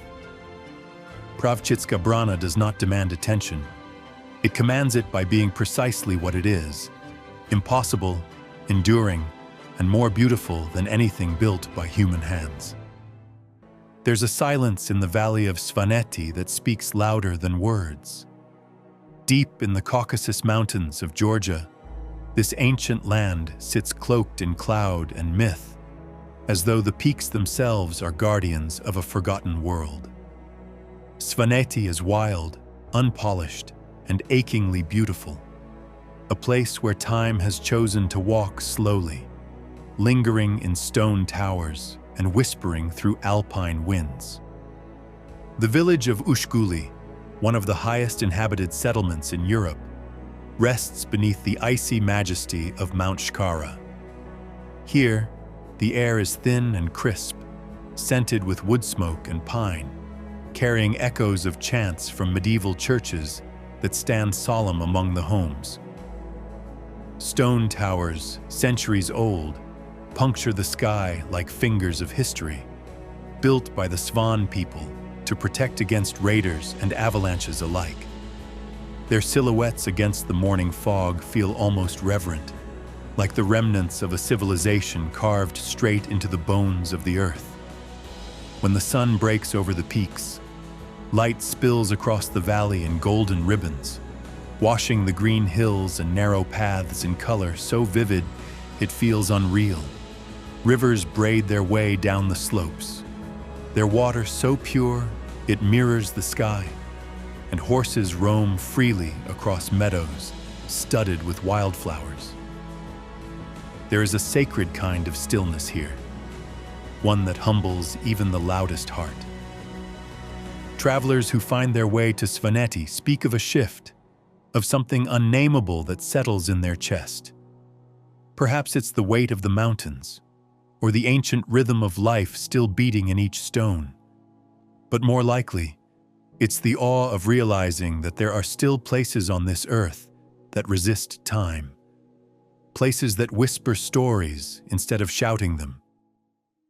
Nestled within the folds of the Sierras de Córdoba, there lies a place untouched by time, cloaked in golden silence and veiled by cloud-kissed cliffs, Quebrada del Condorito.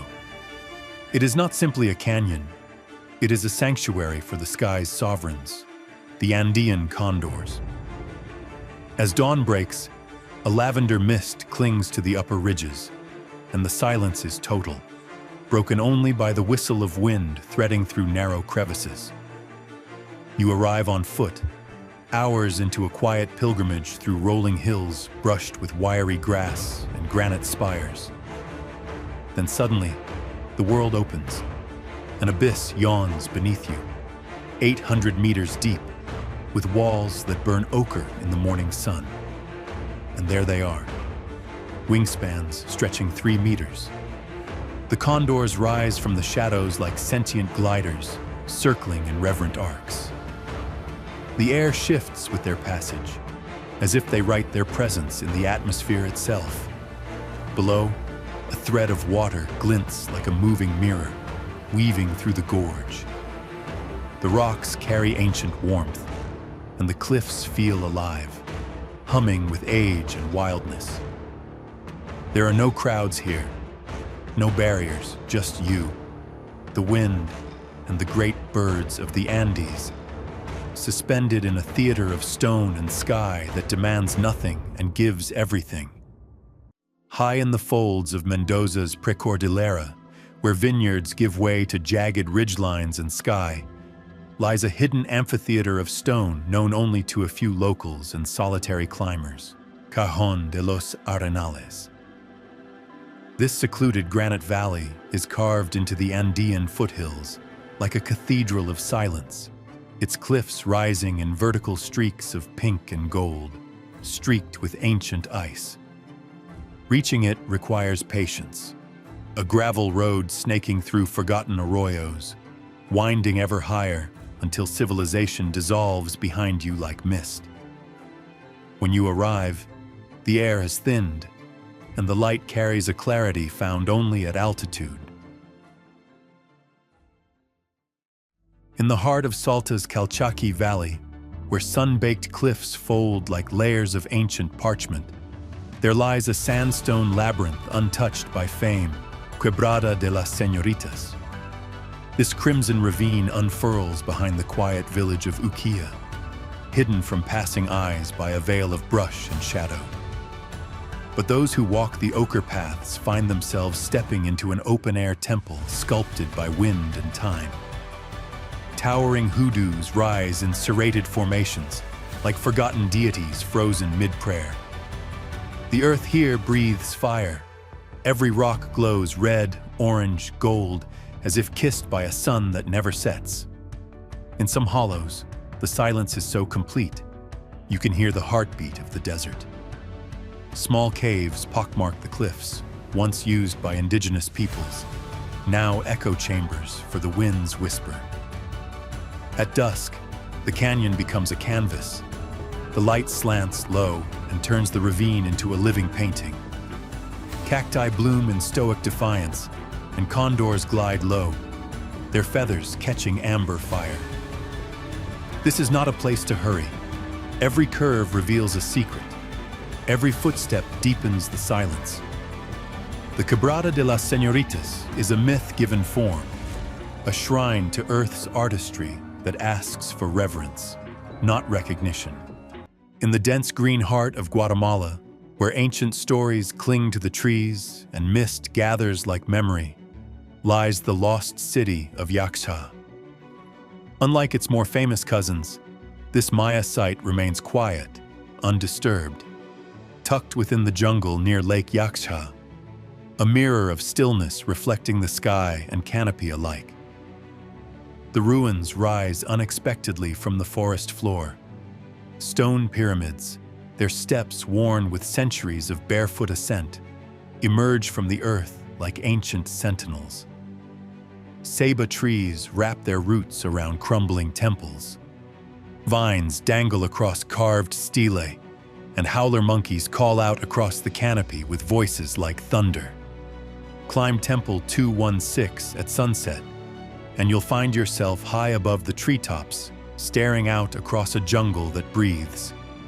The lake glows with orange fire. The sky shifts from indigo to violet, and the silence here is profound, not empty, but filled with the hum of cicadas, the rustle of leaves, the lingering presence of those who once called this sacred. You don't visit Yaxha for spectacle. You come for presence, for stillness, for the feeling that for a brief moment, you are standing in the overlap of worlds, ancient and now, earth and sky.